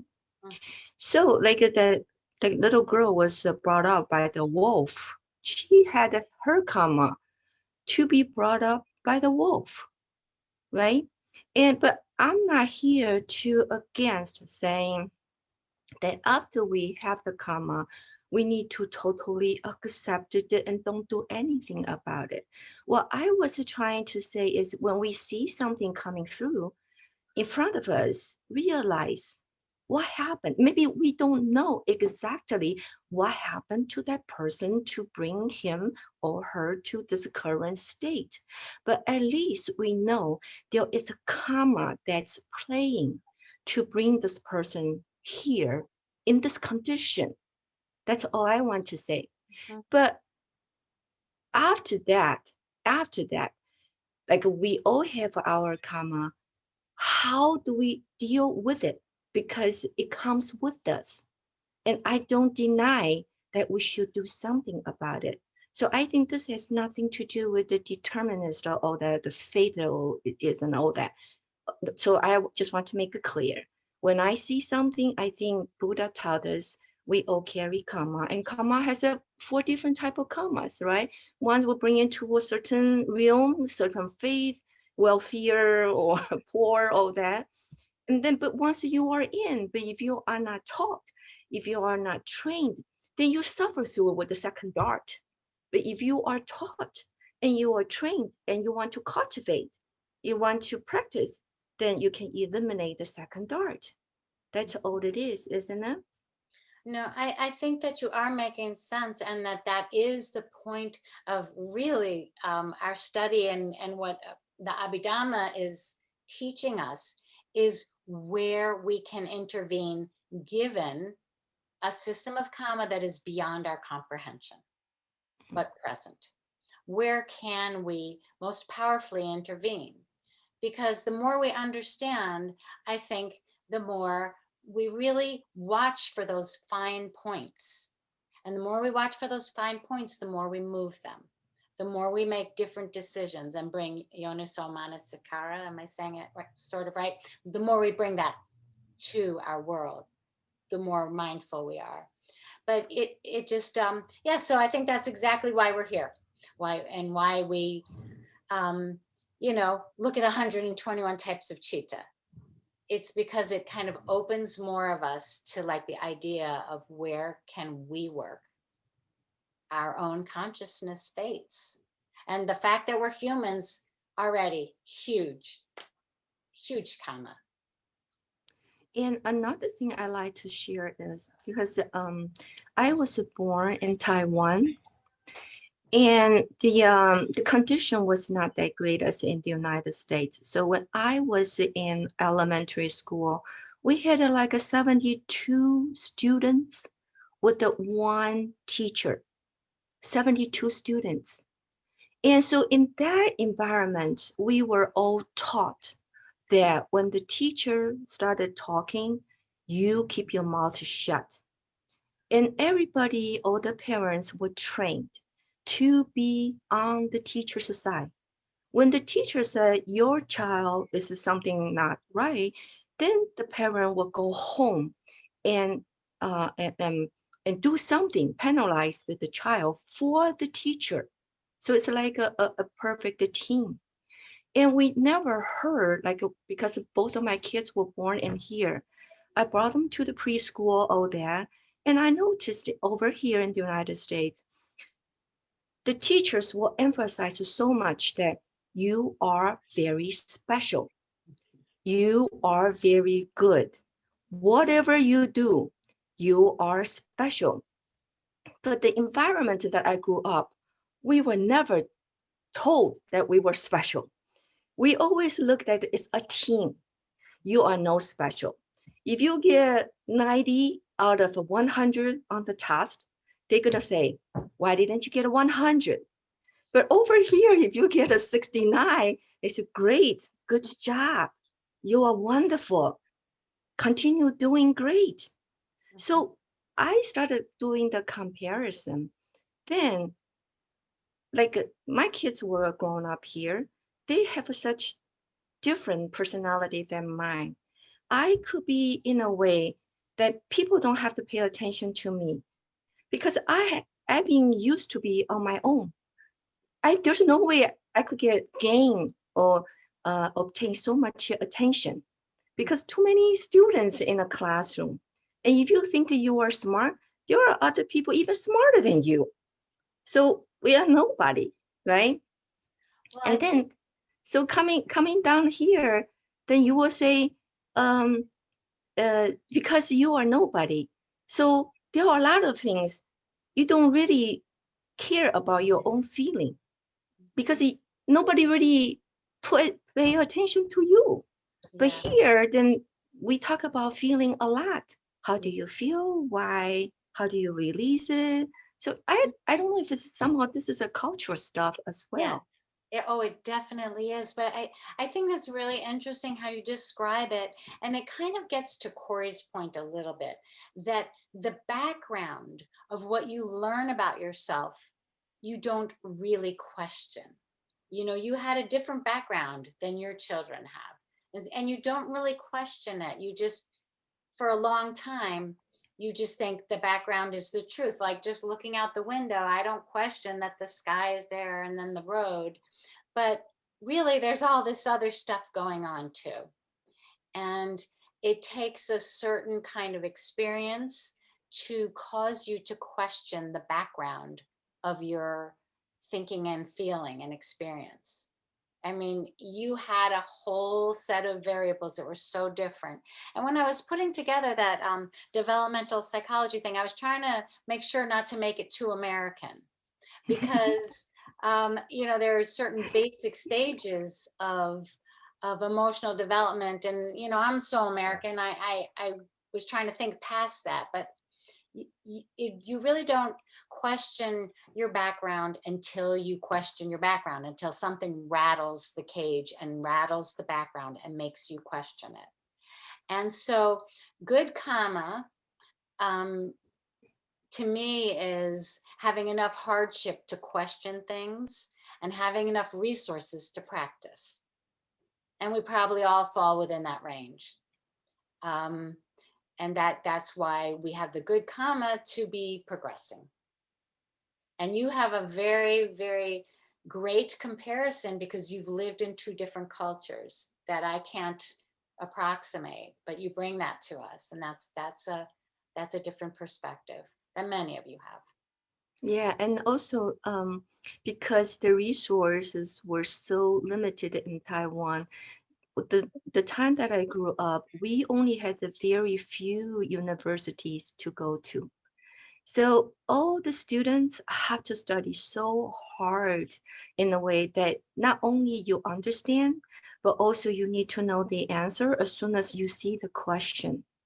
So we were told doing nothing, no TV watching, no movie watching, no going out with a friend. All we have to do just study, study, study, study, so you can pass the test. Yes. So Well, you can make your parents feel proud. yes, you're still a very meticulous studier. So yeah, that has served you well in the Abhidhamma class, I would say. No, thank So, you. yeah, for sure. I feel like people are looking like we could take a little break now, though.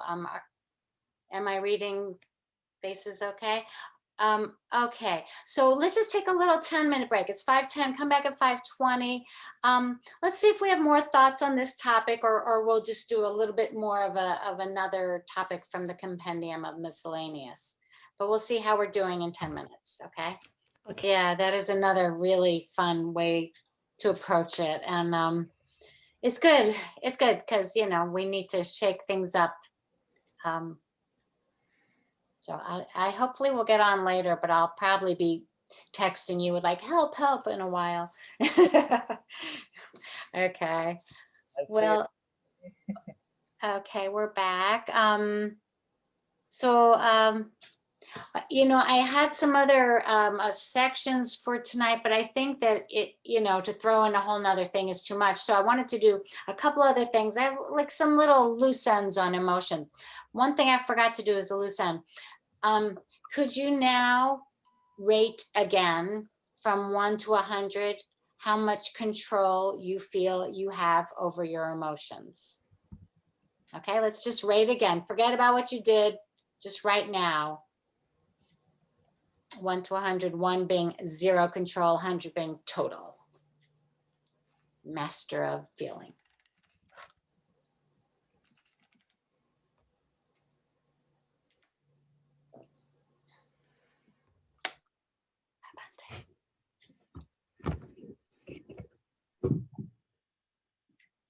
lost Bante. Okay, everybody have your rating. So now I just want to ask you if they changed, and if so, what direction, and why do you think? What input changed your thinking processes? Did they change at all? Nope. Mm. Corey's got to know. Lisa, you're staying the same? So mine went down just a little bit. I went down a few percentage just because it seems like maybe on reflection, there probably are some things like, for example, you know, through my day-to-day life, things are very well controlled, or not controlled, but I mean, second dart, I can kind of influence whether that's happening or not. But if I was being tortured, that's a whole different thing. Like if I was literally hit by a car and run over by the car and I spent 10 months in the hospital, as some people do, well, maybe not so much. So in a comfortable life, I have great control, but maybe not so much if it was really put to the test. Yeah, it's interesting. So that you feel that the limits of your control would be hit by circumstances, but you've kind of got circumstances pretty well worked out right now. Right.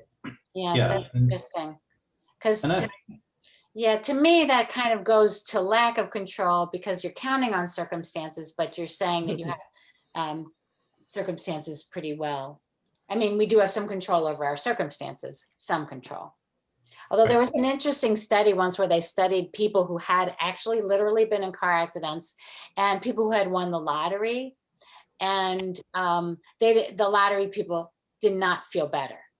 It was interesting. Yeah, because I really feel that the bulk of it is internal, but that study kind of confirmed that. But Lee, you did you have a thought that you put on the chat? Was that you, Lee? Please yeah. muted it. I was commenting on Jeff. Jeff said, oh, if I was in a crash, well, I mean, if I was in a nuclear explosion, I wouldn't feel good, but that hasn't happened. You wouldn't be here, Lee. Maybe. I might turn into a cockroach. Well, it's interesting though too, because it's also relative. So even though one seems like it's less likely to happen, if your mindfulness and awareness were strong enough, I guess theoretically, you wouldn't necessarily, you would have the same reaction as you do to anything else. So it is kind of interesting to think about, because it's just relative, Right. So- Well, it's kind of like that story that Narada Tara wrote about the Buddha, with the splinter in his foot and just equanimity. I mean, it's a small instance of this same point. Theoretically, we could get to the level of emotions staying very, very stable despite circumstances. So Jeff's kind of saying they're stable, but not with that parentheses, despite circumstances. So Yeah. for like the first start, let's say somebody in the class, somebody who I don't interact with on a normal basis, were to step on my foot and were apologetic. That's easy to be mindful for somebody I don't interact with on a daily basis. But let's say my sister did, I would have a different reaction, and there would be a second dart thrown, because it's like, you knew I was here, why'd you step on my foot? It's different. So like I've given this a lot of thought in the past too, because a lot of reactions are purely emotional and habitual at this point in my life. Reacting based off of emotions and then immediately having regrets off of those reactions. So, but it normally only falls into categories or into instances of people that are in my daily life, and people that I feel more comfortable with, or people I have more of an emotional attachment to. And I stem a lot of that from my prior military life, where I have like this unreasonable expectation of people all of a sudden, where it's like, people need to have a higher attention to detail and things like that I'm trying to break of myself. But if I don't know you and you step on my foot and you're like, oh, sorry, no harm, no foul, it's okay, Right. Well, you get back to a point that I made earlier and kind of neglected, which is important, which is that emotions and interpersonal paradigms interact drastically and constantly. So some people have trouble with a certain type of person or a certain type of relationship, you know, and these are all paradigms that we've learned from early relationships. They're so formative. So, you know, in my family, we joke that there are the people who get mad at their kids, but not their spouses or partners. And then there are the people who just get mad at the partners and not the kids. We have like a division that way. It is very, very interactive with the types of relationships that you've had, you know, starting with the fact that somebody had to take care of your body for a pretty long time, you know, as a human. And you know, like another Freudian tie-in is that whole idea of complexes. You know, complexes are very close to what we call mental formations. And the original Freudian complexes were the oral complex, anal complex, and genital complex. So the early complexes were bodily regulatory issues. So it all really blends in, and it is absolutely true. I think most emotions, we have domains of functioning interpersonally that are very mindful, and then we have domains of functioning interpersonally where we tend to lose mindfulness very quickly. And this is a lot about the types of formations that were early in our lives. And in this way, I think that that idea, karma is early childhood, you know, has some weight.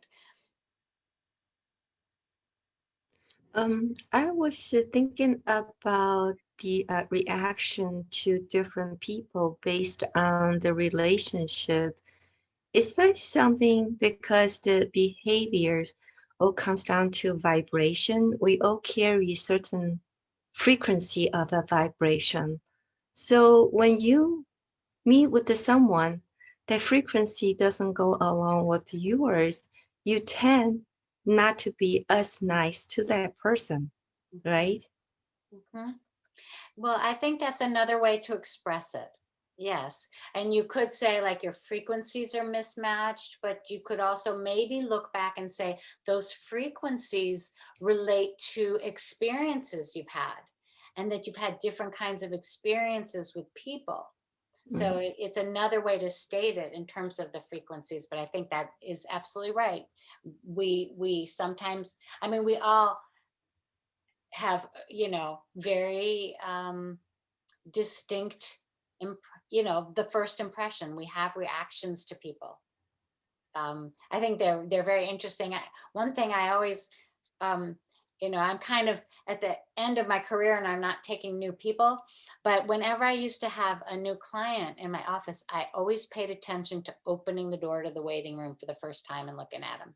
Because if I didn't, you know, start thinking too quickly, something would come up to me, and it would almost always have to do with what happened in the interaction with them ongoing. It was very interesting. It's close to what you're saying about frequency. I would just like notice something about the person. It would always kind of bear out. It's very interesting. So the meditation is to train us how to digest and how to deal with all the experiences of vibration. So once we digest it or we know how to deal with it, by the time the real time comes, then we know how to better deal with it, right? Yes. And also it trains us that whatever is happening, to have more of us watching it and observing it, more of us bringing that right view to it, non-judgmental observing of our process. Yes. Yeah. Well, my rating actually went up a little bit just because of some of the considerations, I think, of karma in that discussion. Oddly, made me feel like I could put a little more intention into the fold. I tend to be a pessimist on it, on the whole feeling thing, but that's, you know, from like, you know, 40 years of listening to people struggle with feelings, I think. But really, I do think we have in our practice really the best tools we could have. I have a couple of other little pieces I could throw out, but are there more thoughts on this? Yeah, I have a thought. Okay, great. So it's really interesting. I can't help but think of this in terms of like the 5 aggregates, thinking like form, feeling, perception, volitional, formation, consciousness, you know. And it's interesting because when I think of feeling, it's funny because the feeling itself isn't an issue. It's what comes right after that. Exactly. You know, because the feeling is just sensation. It's just neurons. It's just, you know, sensation happening in the body. So then it's our perception of it that comes up after. And it's interesting because I guess in one way of looking at it is like, do I really have any control over my feeling? But I have control over the perception that comes after. And maybe that's just implied, and that's kind of what we're talking about too. And it also makes me think, I was talking to Master Jiru once about kind of like how far we should take that mental process. And he said he knew someone, like a teacher, I don't remember who it was, who told his students to take it as far as feeling, but then stop before perception. So like allow the feeling to arise and then stop before perception. But Master Jiru always says like, you just stop it at form. So like you just see the form, but you just stop. And I mean, it takes an insane amount of like discipline and skill, of course, but that's like his recommendation, you know? And yeah, I mean, if we can do that, that's wonderful, because then we're just stopping the entire like mental proliferation, and we're even stopping the feeling before it. But it's just interesting to look at it in that light. Yeah, I've never heard of the idea of stopping at form. Yeah, that is an amazing, adept type of capacity, I would think. But we're talking there, what you're talking about there is, I just want to say, like, kind of the same thing as that gateway to karma in the 17 steps. It also is very similar when we talk about the links in the wheel of life and death between clinging and grasping. You know, contact leads to feeling, leads to clinging, leads to grasping. It's stopping in there. And so most of what I have heard is exactly what you're saying. Allow the feeling, and then don't build on it. Just keep moving, and the next feeling will arise. So all of these are different ways of saying we have this intervention point, and it is somewhere in decreasing reactivity, or even just decreasing taking our reactivity so seriously. Even just don't even take it so seriously. React and then just go, I'm just reacting. Just keeping aware of it like that. It's very interesting. But by reaction, that's the time when the karma will be generated. Right. Right. So, And so if we do wanted to try not to generate the karma, isn't that we have to practice at this point that we are aware of the sensation, and the time comes to, so you realize that do not react. You be mindful enough that you know the sensation is here. And the next step is this. So stop right there. I mean, easy to say than done.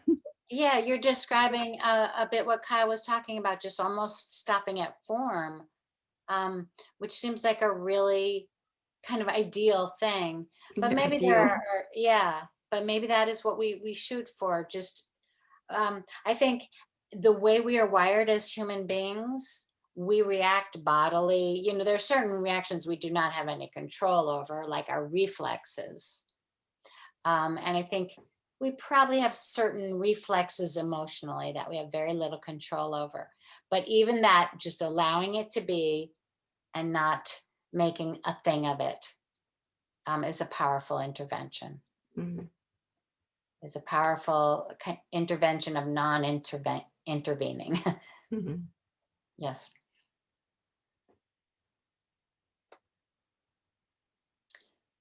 Well, I think everybody looks like we've really chewed this up a lot. I'm going to give you a couple of other little points, and then I think we should call it a really good day.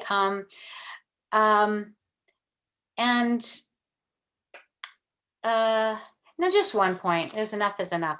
I just like in a point made by Thanissaro Bhikkhu again, in a book called Noble Strategy, which I haven't read all of, but I read this part, Affirming the Truths of the Heart, I think is a chapter in it.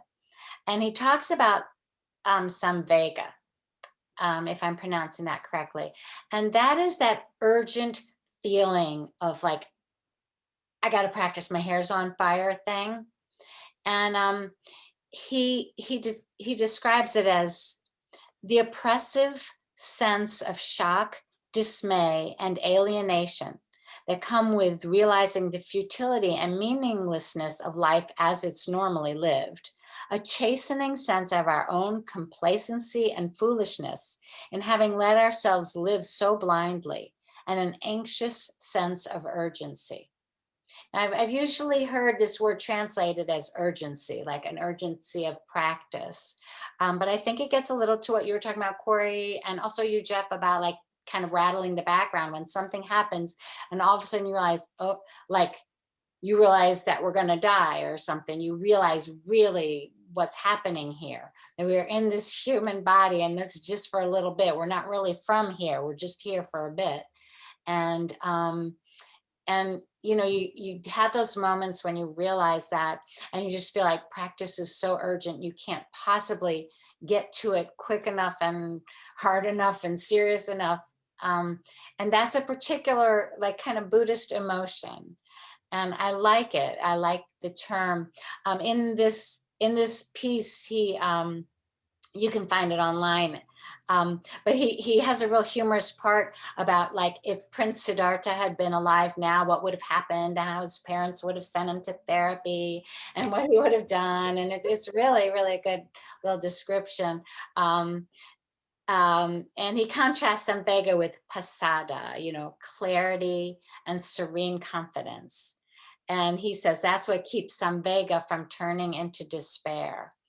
So I think this is a nice closer thought on emotions, because once again, the Buddhist view just cracks things open with everything that we know from psychology or neuropsych or anything.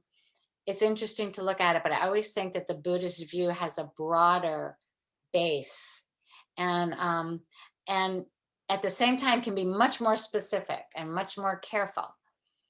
But this interweave of the Western ideas with the Buddhist process, I think is very fruitful, because we are here placed in this culture. And so we can use the tools of our culture to understand more in the Buddhist terms. And that's what I think we all did today. I really appreciate all of your commentary and personal observations, because that's what makes it move also. As we were saying, journaling and therapy, but also talking in class is the same quality. You put something out there, you hear it, and it bounces off of somebody else in another square. So it's been very cool that you talked about it so much. Are there any other thoughts for today? Yeah. Maybe we'll let it roll. Tomorrow, we're going to move into chapter 7, because I think you got enough. I don't know, a few other of these miscellaneous categories are interesting, but I think we'll just go right into 7, and we're going to do chapter 7 backwards. Oh, another gray cat. Ollie, that cat is just beautiful. I would introduce that cat to Zane, but Zane's already eating dinner right now. And you know you can't introduce a cat to anything when they're eating dinner. That's a sweetheart. Also, I've been seeing more of these Russian blues. Zane is from a shelter. I used to think they were just very fancy, rare cats, but I think there are a lot more of them. Anyways, so we're going to look at the categories, and we're going to start with the category of the whole. So it's really cool. It's like just taking reality and just breaking it up a few different ways. And then we're going to go into kind of the hindrances and the aids to enlightenment. So tomorrow is very much on a human scale and a very usable scale. even though we're going to be like looking at reality from the tippy top. So everybody good and ready to roll? Have a really great night. Get a lot of rest and food Thank and you. whatever you need. Thank you all very Thank much. you. Thank Thanks, you. Beth. You're so welcome. Thank you. Thank Thank you. you, Beth. Thanks. Bye, everybody. There. Eat Bye. some good Bye. food. In the morning. Bye, everyone.